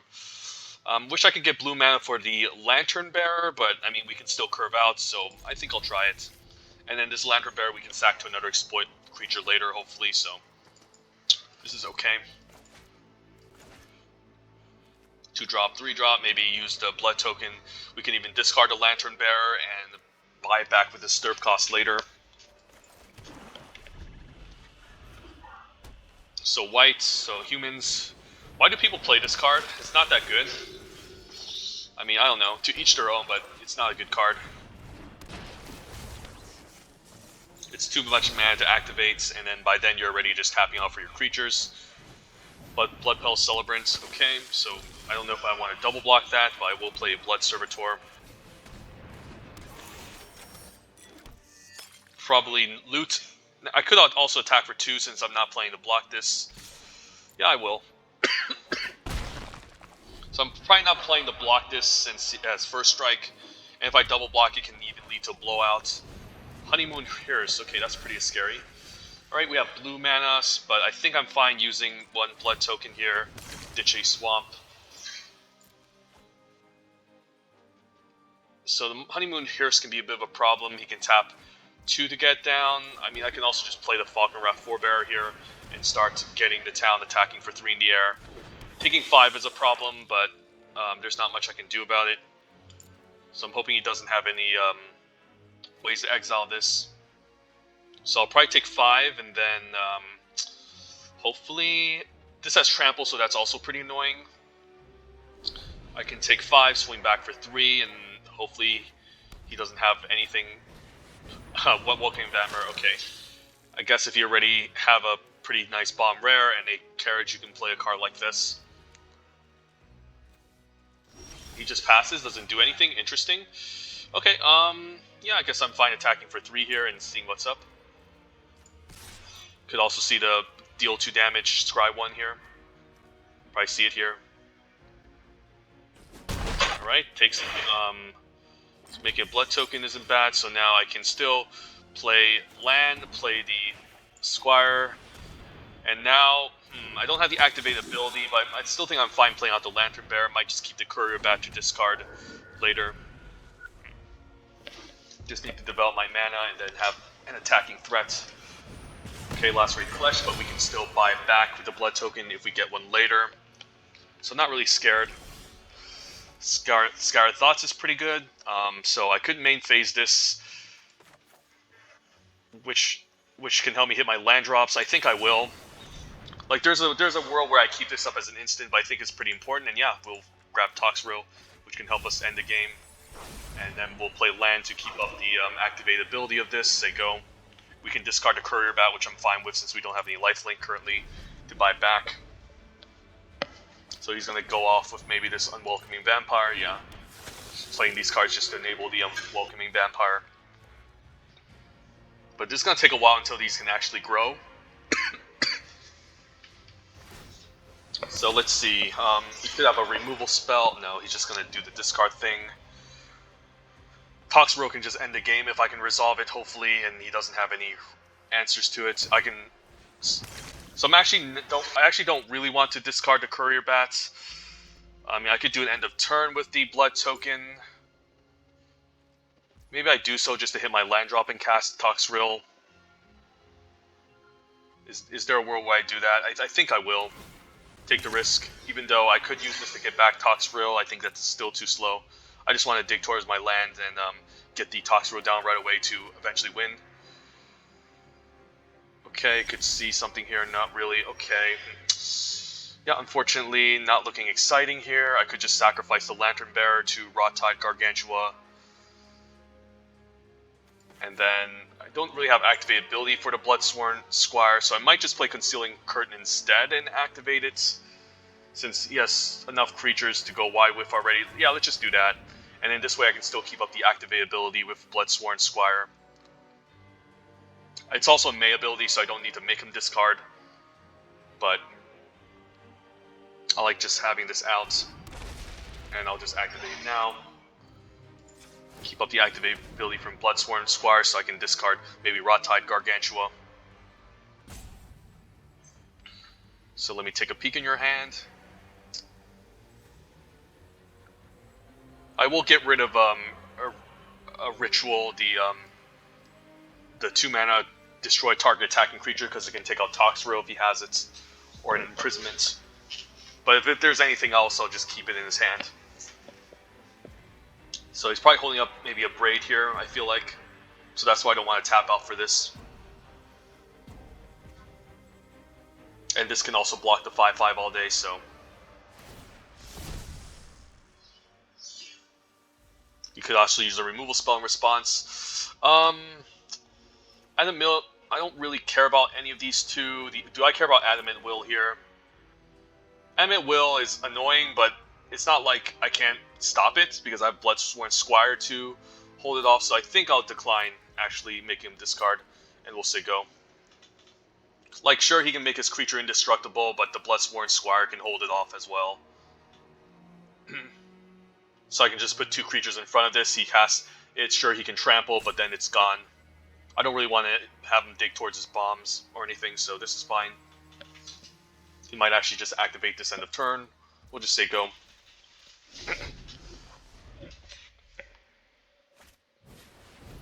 Sure. I hate the fact that this is just drawing him cards too, so I do need to get Toxrill out ASAP, hopefully. Maybe land next turn would be amazing. We'll take Visionary, okay, so this can even snipe that we'll take Visionary. This is only once per turn, so I guess it's not that busted. Still a very good card, but I guess it's only once per turn. He might even use this ability end of turn, we'll see. Land is great, okay, so we'll just drop this and hopefully see an instant concession.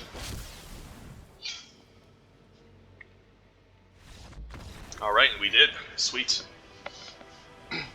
Please don't play Unholy Efficient. It's not a great card, guys. It's a pretty pretty embarrassing card, which doesn't have much synergy in the set, and 5 mana just to put a counter is pretty expensive.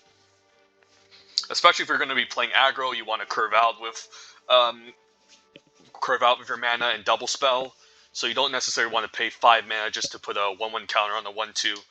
It's pretty lackluster just playing it to support the 2/3 Welcoming Vampire. The Welcoming Vampire is great, but you don't want to play Unholy Efficient just to support it. Alright, and yep, 5-0, so it seems like a pretty insane solid seal pool. Always happy to see black being the best color, or at least red, but black, 1 access to a Bleach Ride is great, and then some bomb rares.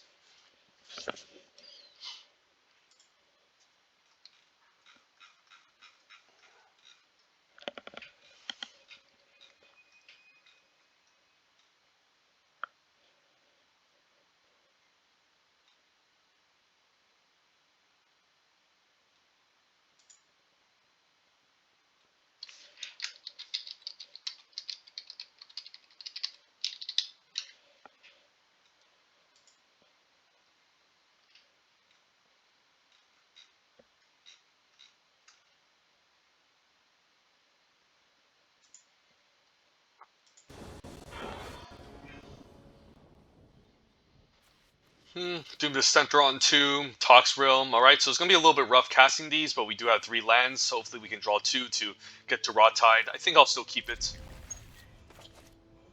I don't really want this in my opening hand, but whatever.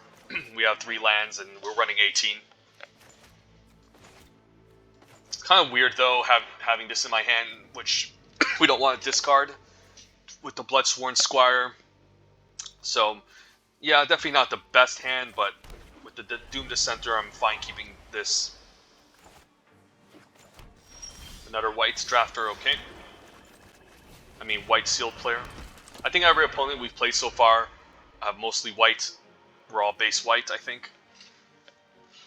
I think it's an okay color in this set, but definitely not the best.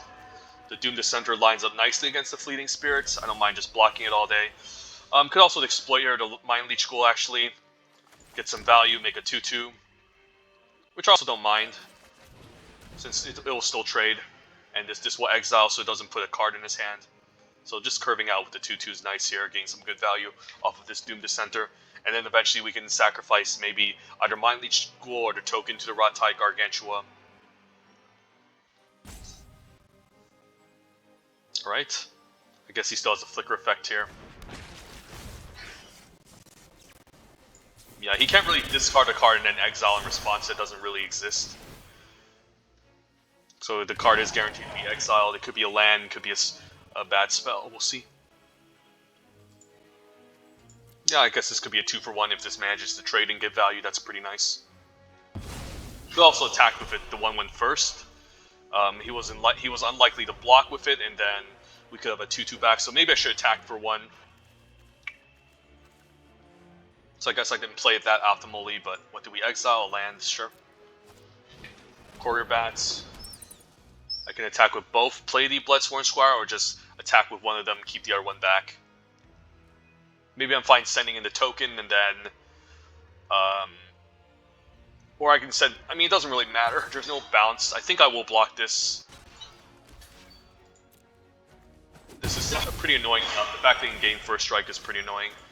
And I'll attack for 2, play the Bloodsworn Squire. I can also see myself discarding the Grisly Ritual, because by discarding the Grisly Ritual, we can buy back with a spell. And then the Bloodsworn Squire also gets larger here, so it's pretty good. So I might just discard this. And if I get 5 mana, I'll probably just tap out for the Rot Tide, and that should be fine. Twin Blade Geist, that's a pretty strong card. Alright, I think I'll just attack here, and then if he blocks, I'm going to discard the Grisly Ritual, and he needs a trick though. Like, I guess Adamant Will could be pretty annoying, but this will also be indestructible, so I guess that's okay. So he probably has an Adamant Will. Okay, Piercing Light. That's fine, I'll just give it indestructible. I guess if I'm going to tap out, I might as well tap out for the Rot Tide Gargantua. But maybe Grisly Ritual can go. Like, it's kind of clunky. It's kind of expensive. And I might want a 5/4.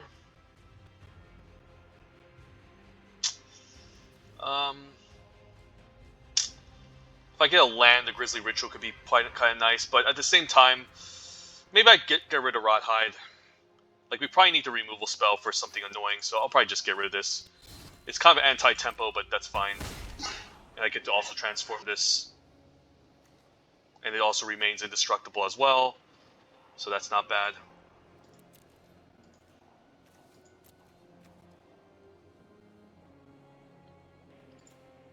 It has to be 4 more creature cards, right? So it just remains indestructible, which is fine. And getting rid of this is pretty important too. He might suit it onto an annoying creature, but we have Grisly Ritual, so actually discarding a Rot Hide isn't that bad. Given that we might attach this onto a creature and we might want to kill it with the Ritual. So hopefully no 2-drop here. He might enhance it, but I guess that's okay still. If opponent's just going to spend his whole turn looting, that's fine with me. He just 2-for-1 himself, literally with the Twin Blade Geist and the 1 mana spell, so I'm kind of happy I actually did that. And then we'll hold on to the Grisly Ritual, attack for 3, and then Siggo.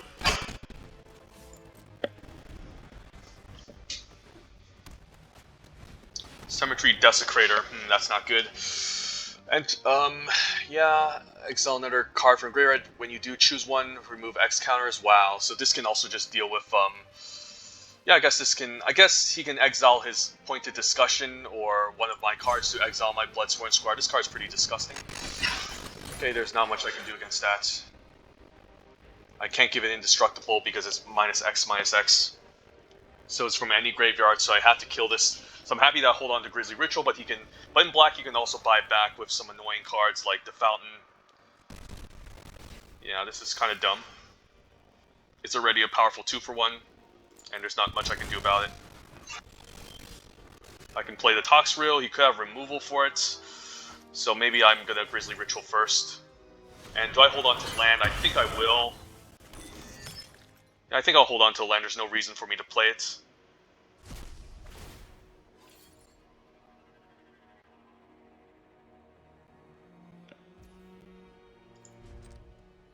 Yeah, Cemetery Desecrator is one of those black rares I don't want to see my opponent play. So yeah, this is another one of those rares that are kind of stupid. Luckily it doesn't gain life, so And if he's going to suit this up even better, we have Toxrill, which can shrink it down. So alright, let's cast our Toxrill, and then hopefully we can gain life to buy back eventually. But Toxrill is just going to help us win the game. Hopefully no removal for Toxrill. And he got removal, so that sucks. Alright, I guess we taking 4 in the air for now. Hopefully we can gain life to buy back Toxrill.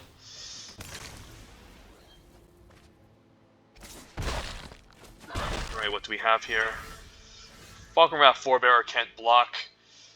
I think I'm fine discarding this since I can always buy back and it can't block the 2/2 anyway, so we can get some nice value here.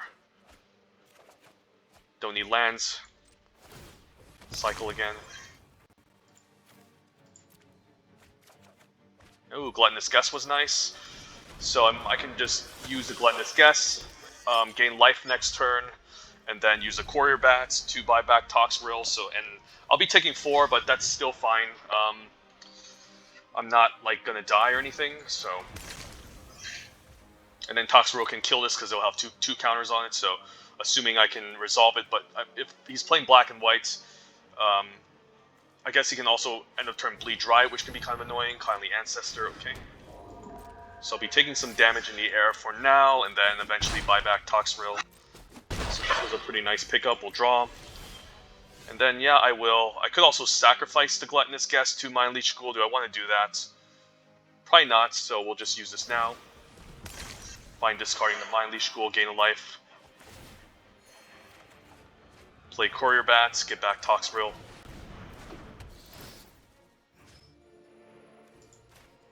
And I'll keep the land in hand just in case. Sigo. Just block the 2/3, no reason to double block it.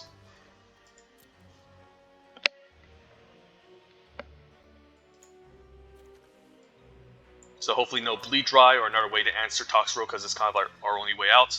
Hopefully no 2-mana exile 2 cards from your hand, like the first opponent did. Okay, so he's going to keep it alive and hit me for a ton of damage. So he's trying to just end the game quickly, and that's a lot of damage, so my next turn might have to chump.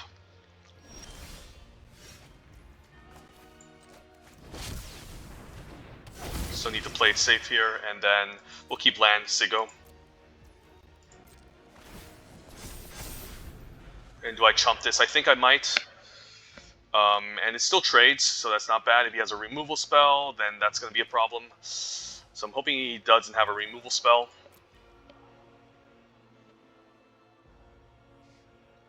Otherwise, I'll probably chump, cast Thirst, maybe hopefully find another flyer that can block this, and then hopefully get back Toxrill. I don't know. It's kind of scary here. This is very close. Can he buy back the Cemetery Desecrator? I guess he can, but he still doesn't have enough to take out my Toxrill if he does that.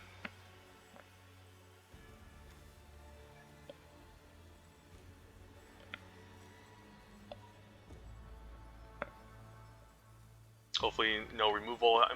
If he has removal, he would have casted it already, so. Yep.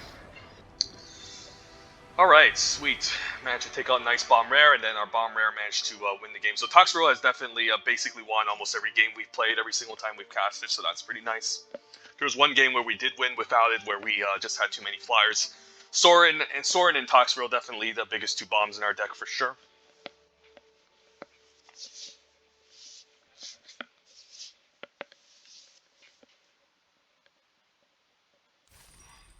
Alright, sweet. So we're 6-0.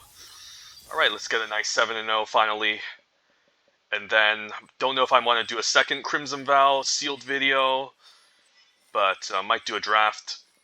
But GP is coming up, so I might focus more on the Grand Prix for Las Vegas is coming up, so I might focus more on Sealed. But anyways, yeah, let's just get this final victory. Maybe go 7-0, do another Sealed video, and then take it from there.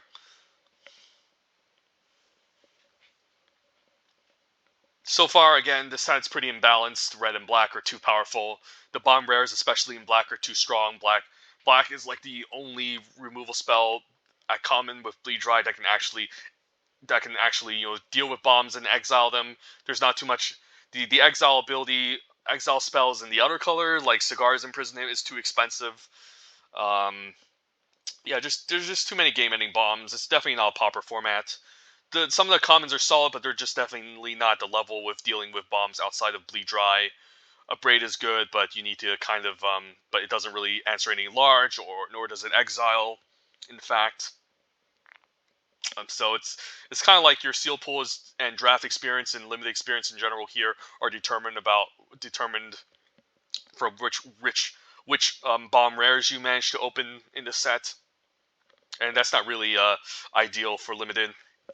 The last set was much more of a popper format, but that was also pretty imbalanced given how powerful blue and black were.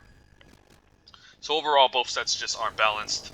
And in double feature, I feel like blue and black are still going to be the top colors that you're going to try to force. Anyways, what do we have here? Doom Dissenter and Stitch Assistant is pretty nice. We have some other exploit outlets. So it seems like a serviceable keep. And come on, don't play this card. I keep seeing people play this card. Like, I understand Mardu colors are probably the best, and you might want to be aggressive, but this is not a card that's... Ooh, I guess if you do that, then I might reconsider stating that. Okay. I'll be taking a beating for a while. Next turn we can sacrifice this with Stitch Assistant. Not sure if I want to double block this yet.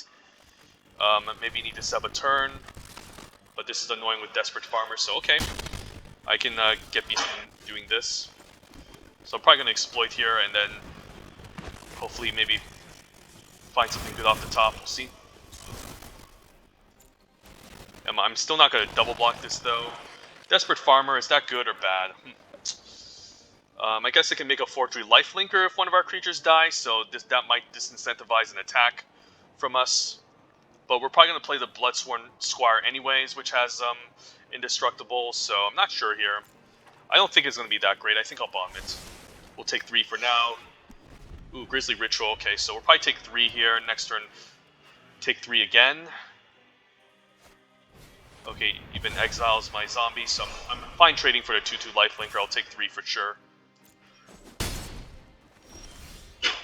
And then I'm going to cast a Bloodsworn Squire, take 3 again, and then hopefully we can keep up the ability next turn.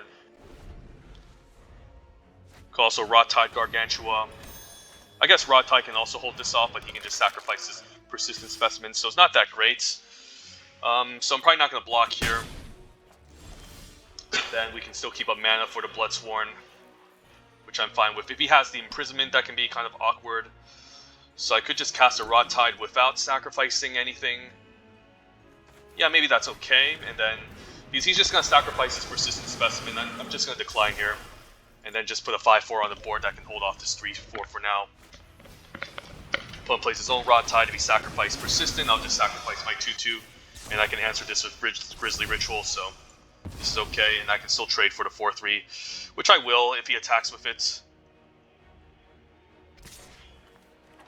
Yeah, I can buy back the Indestructible. The 5/4 I think is just too important.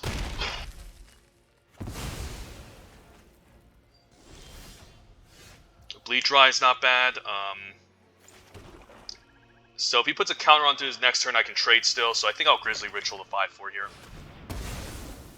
And then we can still keep up Bleed Dry next turn and Scob. So we're just going to grind the opponent out, essentially. Could see Cigar's Imprisonment, aim for the head. So yeah, that's a card that that's interesting. So I'm probably going to Bleed Dry here. And then play the Blood Fountain Impasse. You can buy this back. I'll take 1.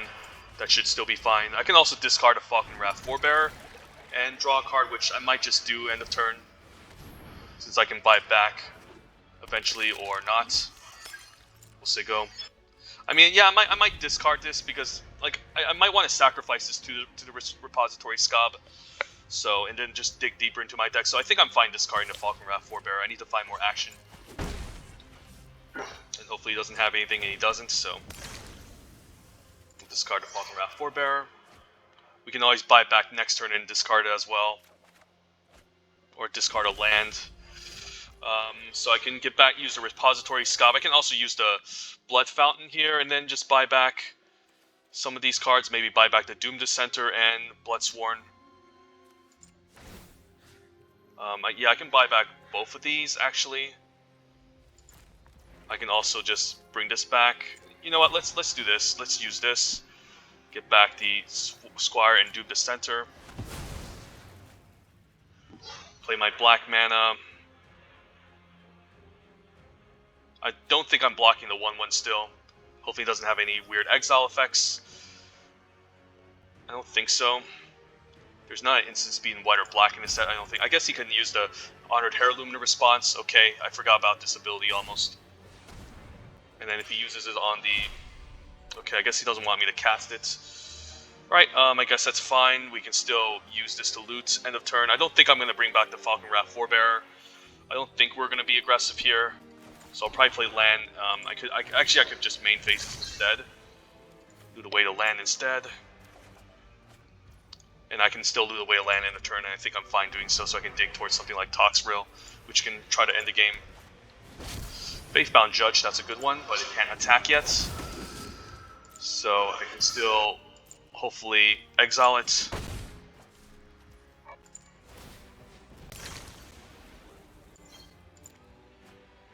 So I can still Repository Scob, sacrifice itself, or Mind Leech School, sacrifice it, get back the exile card, so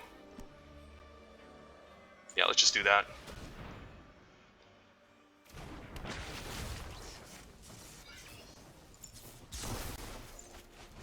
I'll keep land in hand just in case.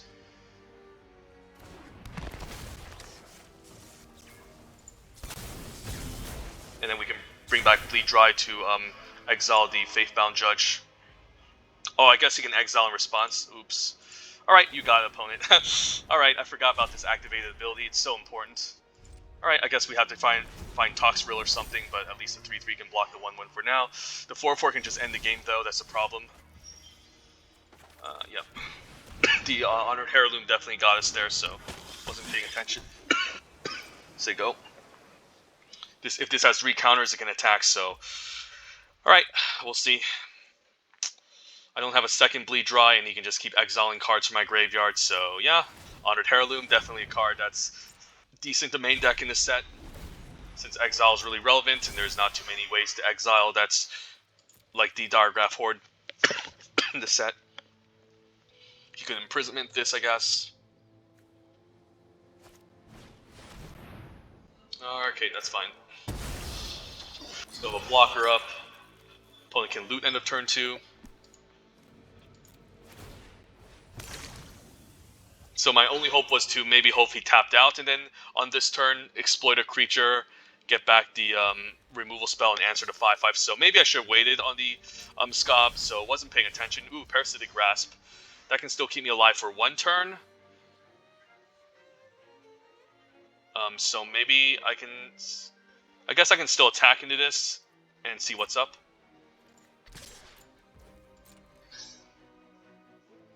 I'm hoping he blocks here. He doesn't. Okay, smart guy. Take 3. I can survive 1 more turn, but I have to use, unfortunately, use Parasitic Grasp on a persistent specimen here.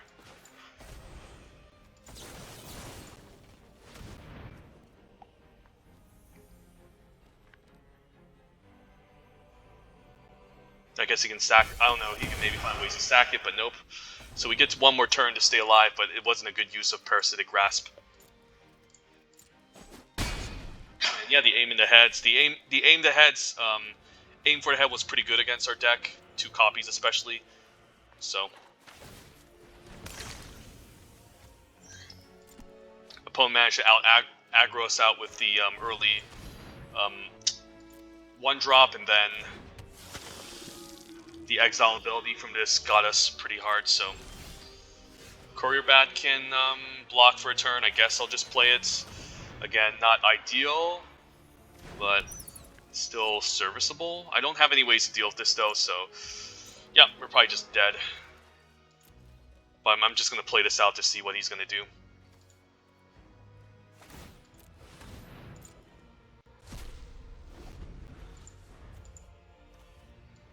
You can still attack here, and then...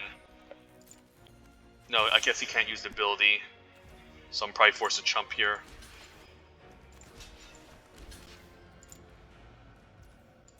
This is a pretty good card. Like, eventually it becomes an attacker, and then it becomes a win condition. Okay, he has a menace creature, so I'm probably not going to win. Even if I find an answer, I need to block the menace creature, so probably just going to die here. We'll see what we draw. No Toxrill. I can chump for one more turn, but if he attacks, I can't double block, so yeah, good games. Unholy Efficient with Gift of Fangs. Alright, I mean, I guess that's a play you can make early on if you want to do an aggressive game plan, but still, you're still going to leave yourself open for a 2-for-1, and if the opponent plays like the annoying 1-4 that can block the 3-4 all day, then it loses a lot of value. I'm still not a big fan of the card. Surprised people even consider main deck it, but yeah, couldn't get that one. And I wasn't paying attention to the Honored Heirloom, the activate ability, which can exile. So I was wondering why he was holding up holding up so much time. It's because he had a way to respond. And yeah, we're 1-6-1, so hopefully we can end this with 7.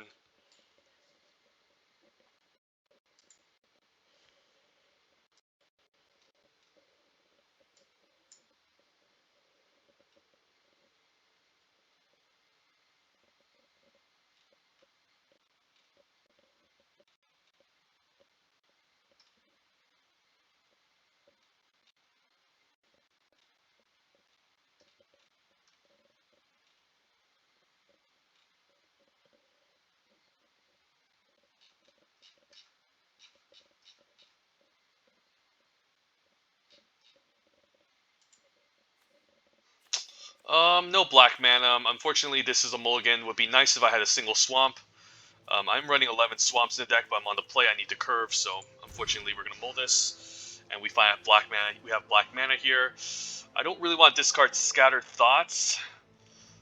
I'm definitely gonna keep this, but maybe I need to discard the Repository Scob so I can curve out, hopefully. And then Scattered Thoughts can maybe dig towards another exploit creature, which can trigger the Desperate Farmer and make it into a 4-3. I think I'll keep it like this, and then we can lead off like this instead. Like like the Scob is pretty cool. Like I can buy back the Scattered Thoughts, but at 4 mana it's getting clunky if I have 2 4-drops. Okay, luckily we didn't see the whatchamacallit, I could attack for 1 here, but he's playing white, so he's gonna be more aggressive. I could still attack for 1. He might be inclined to just tap this and gain life. So that's fine. Desperate Farmer can help me in a racing scenario, so. And Scattered Thoughts is just too good not to cast. Okay, Doom the Center, we'll attack for 1. Play Desperate Farmer. Could see you get exiled end of turn with the 2 mana removal spell. But yeah, now this plays pretty well with Exploit, but unfortunately we discard our Exploit creature to have Scattered Thoughts, which I think is still fine. Wow, Faithbound Judge again. Alright, luckily this time we didn't lose our Bleed Dries yet. So, Thirst for Discovery. I think I'll just play land, Scattered Thoughts end of turn, Sigo. We need to find a bleed dry here and a swamp to take this out. Luckily it can't attack yet. Still slow card, but I'm still happy playing this in any white deck.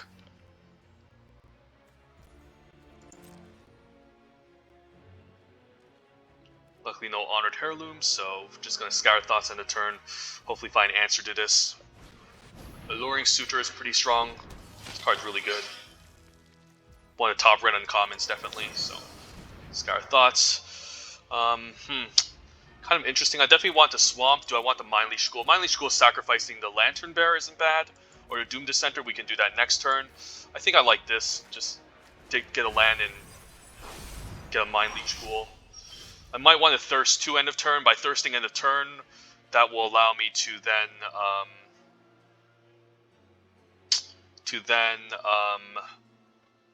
be able to dig towards Bleed Dry.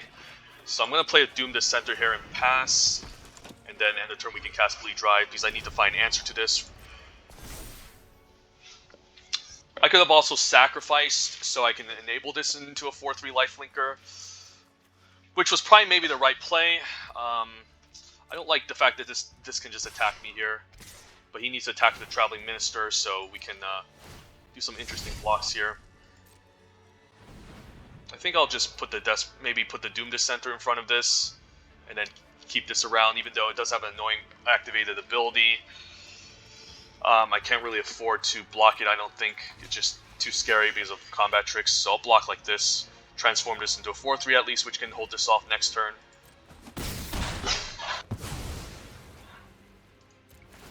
And we still get a 2-2 body.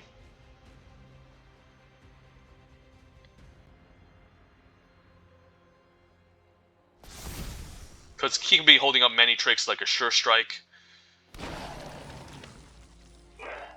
which could lead to some annoying blowouts. So Doom this underplay wasn't that bad. Like if I run into removal, like this could be kind of awkward. Griff Rider is annoying with training. And yeah, he also got the ramp with the Deadly Dancer, so this card's really strong. Caster Thirst. Toxrill is really strong. I don't want to discard my lands, so I might actually just discard these two creatures actually, because maybe Toxrill is my only way to actually win the game. So I might just discard two creatures instead. I mean, discarding land isn't the worst. Maybe it's fine still discarding the land, and at least this can provide me tempo. So yeah, we'll discard a land and risk it here. Hopefully I get a 7th land eventually, because we're digging pretty deep regardless. So I could mind Leech School, and I could also just keep up the Blood Fountain. This is interesting. I think I need the Flyer maybe around to hold off the Griff Rider. Although a 1/1's not going to do much of anything, so... this is rough. Maybe I can attack for 4, maybe bring something back from the graveyard.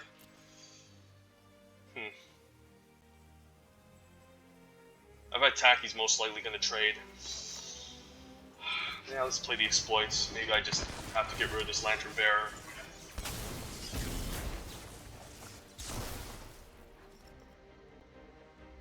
Definitely going to play land here.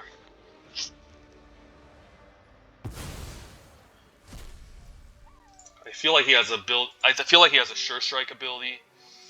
So you know what? Let's just play the Blood Fountain here, and then I think I'll play the Lantern Bearer on what? Maybe I have to play on the 4/3 to maybe trade for the Faithbound Judge. That's a little bit awkward in case he has a 5-mana removal spell. So maybe I just need to put it onto maybe the token to block the 2/1. Or hold off the 3/3. Maybe I have to just play it here to play it safe. I don't know, it's pretty bad regardless. I think I need to do this. It's not the best decision, but I can also attack for 5 here and then just double block. Yeah, maybe I think we need to take the risk here and put on the 5/4. If he has removal, he has removal. Hopefully no Sigarda's Imprisonment or Lacerate Flesh. But at least this can maybe threaten to trade for the 4/4, or at least hold off the 3/3. And he has a removal spell, so that's bad. So I probably need to double block this Deadly Dancer if he attacks a fall. And hopefully draw a land to maybe cast Toxrill to stabilize. But we're pretty far behind here. This can only pump another creature, right? Another target creature, okay, so... We're going to take a ton of damage, but again, I think this is a play we have to make. He still makes a blood token so he can loot end of turn. If I cast Toxrill, I guess I'm still dead because he has Trample. So either way, I think he has me here. GG's. Alright, yeah. Final opponent's definitely rough, and yeah, the aggressive decks can definitely take you out. So... even with a decent starting hand like ours, yeah, if only he didn't have that Valorous Stance, but I think I had to make that play where I had to give my Lifelinker the 1/1 flying, otherwise he could just keep... Otherwise there's no way for me to deal with the 4/4 in time, and he was going to hit me for 4, and at least I could block the 3/3 off, and maybe disincentivize an attack from it, but yeah, it wasn't great. Alright, so final boss. We're getting swept. Hopefully I can end this with a 7-2.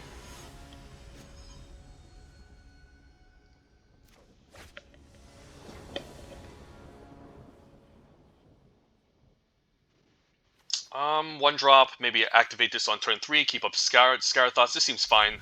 Distant block in the early games, maybe snipe a bomb from their hand, and we can take it from there. A decent card, like a card I can easily not take pack 1, pick 1 for like an Abrade or a Bleed Dry, but still a card I wouldn't mind playing. I don't think it's a bomb rare, but a solid one. Just an okay card. A good card, actually. Lantern Bearer, so going to be aggressive in disguise. Alright, we have access to Parasitic Grasp if the opponent's playing humans. Most likely just going to activate this next turn for 3 to try to maybe outrace him. We'll see. Yeah, not going to cast Parasitic Grasp. Let's activate this now and see what he has here. Maybe get rid of some annoying counter spells. Bleed Dry is annoying. Overcharge Amalgam is pretty strong. Bleed Dry can answer Toxrill. He can just flash this any turn, but we do have Parasitic Grasp to answer it. But he also has the stupid Lantern Bearer to sacrifice. So maybe I just need to get the maybe make him discard the Overcharge Amalgam and make him cast Bleed Dry on maybe the 3/4 eventually. So I think I'll get rid of the Amalgam here. It's just too strong, and then we'll hit for 3. Actually force him to use Bleed Dry on this, and then yeah, that should be fine. I mean, even if I get rid of Bleed Dry, he can get back with the repository stop, so it's actually not that bad either way. I can also now Stitch Assistant on this, but it's not very mana efficient, so I might just hit for 1 and then cast Scatter Thoughts end of turn. Surprised he didn't use the Pointed Discussion, so he doing some mana inefficient things. I'm still ahead in the race. Okay, he's not going to get any spells back, so I guess he's just playing this for tempo.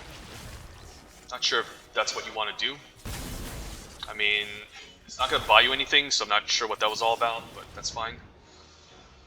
Sorin is pretty strong, definitely a bomb. Do I care about the Blood Servitor here? I don't mind just putting this in the graveyard, because I'm going to gain flying. This can at least become a 4/3 lifelinker, which can be pretty annoying if he kills something. Yeah, I guess I don't mind setting up maybe a Desperate Farmer here, and then keep up... I guess this is not a human. So, if we decide to put a flying enchantment, I might need to keep up 3 mana. Blood Servitor is fine. Might just want Desperate Farmer, though. I don't know, it's kind of rough here. Lantern Bearer can go into the graveyard for sure. We're definitely keeping Sorin. This is rough. You know what, I actually like the Desperate Farm. Let's just do this instead. Because we can eventually sacrifice this and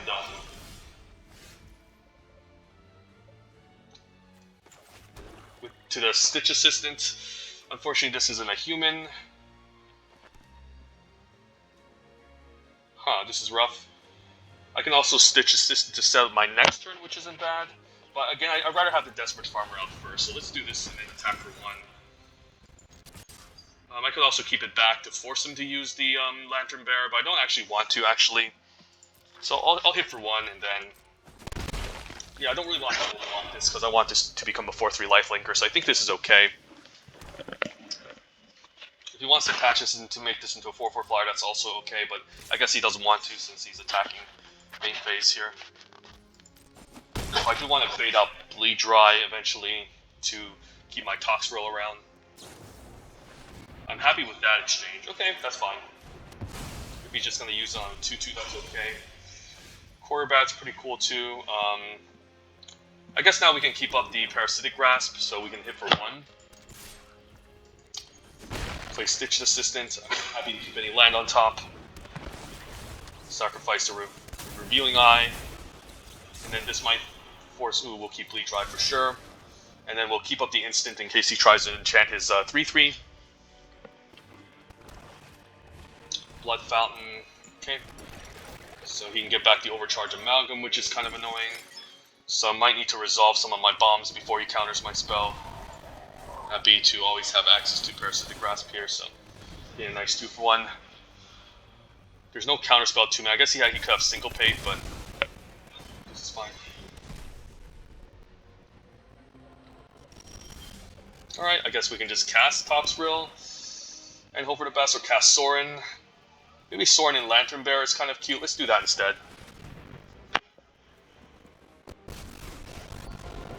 For more card advantage. I bring order to this room. And I don't want to cast my Courier back here. I think this is okay, and then we'll Lantern Bearer on the 3-2. You my servant. I'm busy. And then we can start going to town. Next turn we can draw a card.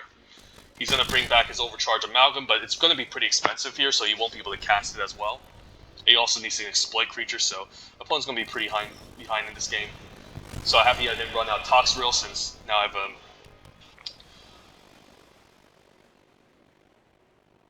yeah, so I'm happy I didn't run this out since he used second Bleed Dry on it. So can attack for 2 next turn, plus with Sorin, and then drop Toxrill and, hopefully end the game. Yeah, he's probably going to die here if he decides to use Point of Discussion. Point of Discussion is fine, but the fact that you lose life can be kind of a bit problematic if you're behind. So yeah, the opponent doesn't even want to cast it here. Yeah, we're probably just going to plus here. And we'll grab a land for sure. Don't want to play the land, it's not necessary. I'll attack that too. Courier back can also get back something, but nothing exciting to get back. And then we'll just cast Toxrill to hopefully end the game next turn. Not going to good game the opponent yet, because we don't know. You could have a third Bleed Dry top deck.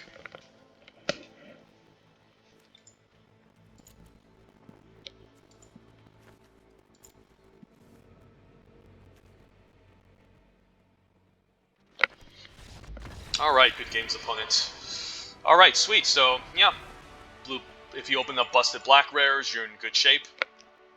And I think black is overall the most flexible color. It might not be the most, powerful in terms of, raw power. Like, red is really powerful if you're being aggressive, and you can just overrun games, and there's a lot more powerful, more consistent commons in red that play very well together. But I think black is the second best color and the most versatile, because it can either play aggro, it can play control, it can do all sorts of things. And the access to Bleed Dry is very important for dealing with bombs in the set. So I think the best black common is still Bleed Dry, even though 4 mana removal is pretty clunky at common. It's pretty clunky and limited nowadays, especially 4 mana that exiles. I'm still happy playing it in a set given the amount of bomb rares there are. Yeah, happy to go 7-2 with a nice 18 lands blue-black deck, and not regretting going 18 lands since I had a lot of blood tokens which could discard lands. And again, I need to get to my 6 and 7 drops, so I think it was correct going 18 lands here, even though I could have went 17 if I wanted to. But again, just going to turn 3 and turn 4 is just so important that we have to hit it consistently, and then dropping Toxrill was important as well. And yeah, I think we saw this in 5 of our games, not sure, even almost 6. So Toxrill, so this deck definitely has a lot of ways to dig towards bombs like Toxrill. So quite happy with this deck. I'm pretty impressed, and but also kind of showcases the power level disparity in the set. So it's also pretty imbalanced, just like in the Strahd Midnight Hunt. But anyways, yeah, let's collect our prize, and then might do a second sealed video after this. Almost got swept, went 6-0 and then lost 2 in a row. And yeah, sometimes games can be really close, but let's crack some packs and pretend we are drafting Innistrad Crimson Vow, assuming this software program can hurry the hell up. So let's see, opening pack will pick one, Innistrad Crimson Vow. We opened up Angelic War Master is pretty strong. I don't mind first picking it. Definitely probably the best white uncommon. 5 mana 3/3 flyer is a decent body, and then putting 2 omen counters onto 2 target creatures can be pretty game breaking. Distracting Geist is also pretty solid. We've seen effects like this before in other sets. Like a 2/1 body isn't amazing, but being able to attack and tap a creature down is pretty good, assuming you're going to be an aggressive deck, and then the disturbability in the late game could be quite relevant if you suit it up onto a reasonable attacker as well. At common, there's Wretched Throng, which is pretty good in the blue-black exploit deck, especially if you have multiple copies.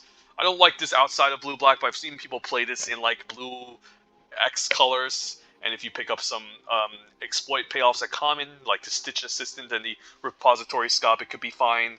But yeah, I don't really like playing this unless I'm in blue-black, so it's a bit of a color restriction in my opinion.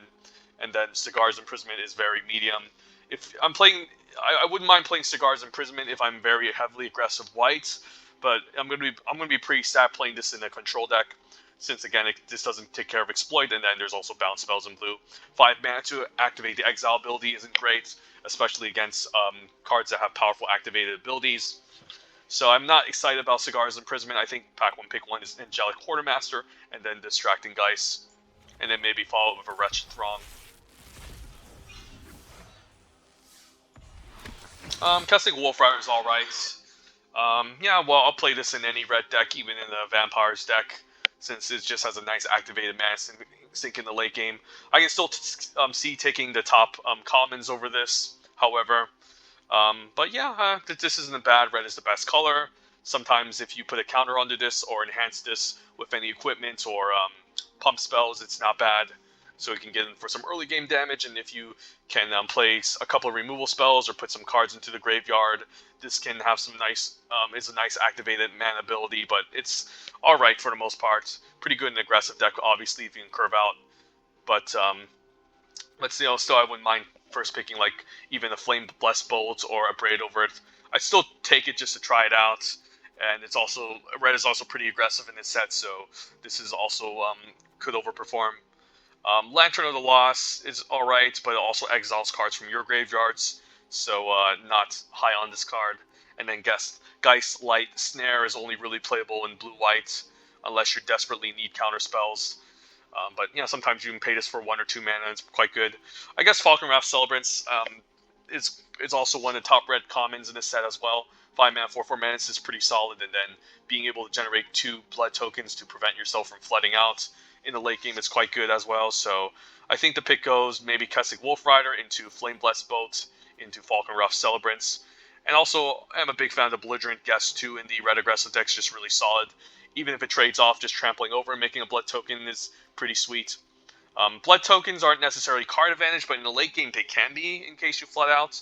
So aggro gets a lot better. Um, and there's also some synergistic cards in the blood decks. But yeah, blood is pretty strong. Definitely not as strong as zombies. Zombies were definitely a bit more push. I'd happily take Falkenrath Forebearer, another payoff card for blood tokens. Plays best in aggressive deck since this can't block. But a solid block card, I'm happy playing in any deck. You can even play this in exploit this, and then if you have enough blood tokens, buy it back later, like we did in our last sealed pool. Restless Bloodseeker is okay, but again, it's one of those cards I'm happy taking a solid removal spell over pack one, pick one. But definitely really solid if you can sacrifice 2 blood tokens and transform this as a decent activated ability in the late game. 2 mana, 1/3 is a fine blocker, and then becomes a 3/3, which is still okay and fine. Still takes a bit of work to get going, but I can easily see taking Flame Blessed Bolt over this pack one, pick one. But Falkenrath Forebearer is definitely the pick I would take there. Reckless Impulse pretty nice in the blue-red spells deck too. Almost forgot to point that out. And Sensia Uprising is also very strong. Like, sure, you're just making 1/1 humans end of turn, but the 1/1 humans can chump. And then, if you're constantly making 1/1 humans, it's actually not difficult getting the 13 permanents, since you'll be playing lands out and making blood tokens in red. And then, yeah, just being able to deal 7 damage is quite strong. So it's not only a value engine, but it's also maybe a removal spell or a way to burn the opponent out. I'd be happy first picking Sensia Uprising. Sorry, I'm kind of hiccuping here. It's pretty good. Wash Away is also okay. Obviously, yeah, it's just a counter spell. Like, it's not often you cast a 1 mana ability, but you can use it in the graveyard. It's just okay. And then Radiant Grace is also just okay. Pretty going to be mostly playable in the white aggressive decks. Since if you enchant a creature into +1/+1 vigilance, sometimes it can be very threatening. you eventually have to trade off for the creature, and then if you enchant the opponents, everything comes in tap, so you can just get in there and be very aggressive. So white has definitely much more support for an aggressive build, um, and even though there's some controlling white cards like End the Festivities, which is a bomb rare, it's pretty aggressive. Maybe white, blue, and white, black are the more controlling colors, but they still lean towards like a aggressive game plan. And then all these commons are okay, even Cruel Witness. So yeah, red is really powerful. Same with black. So I definitely lean towards those two colors in draft. And then between white and blue, I think they're okay. And then green is probably the worst color. But anyways, thank you guys for watching this video. Hopefully, you guys got some ideas on how to build your sealed decks.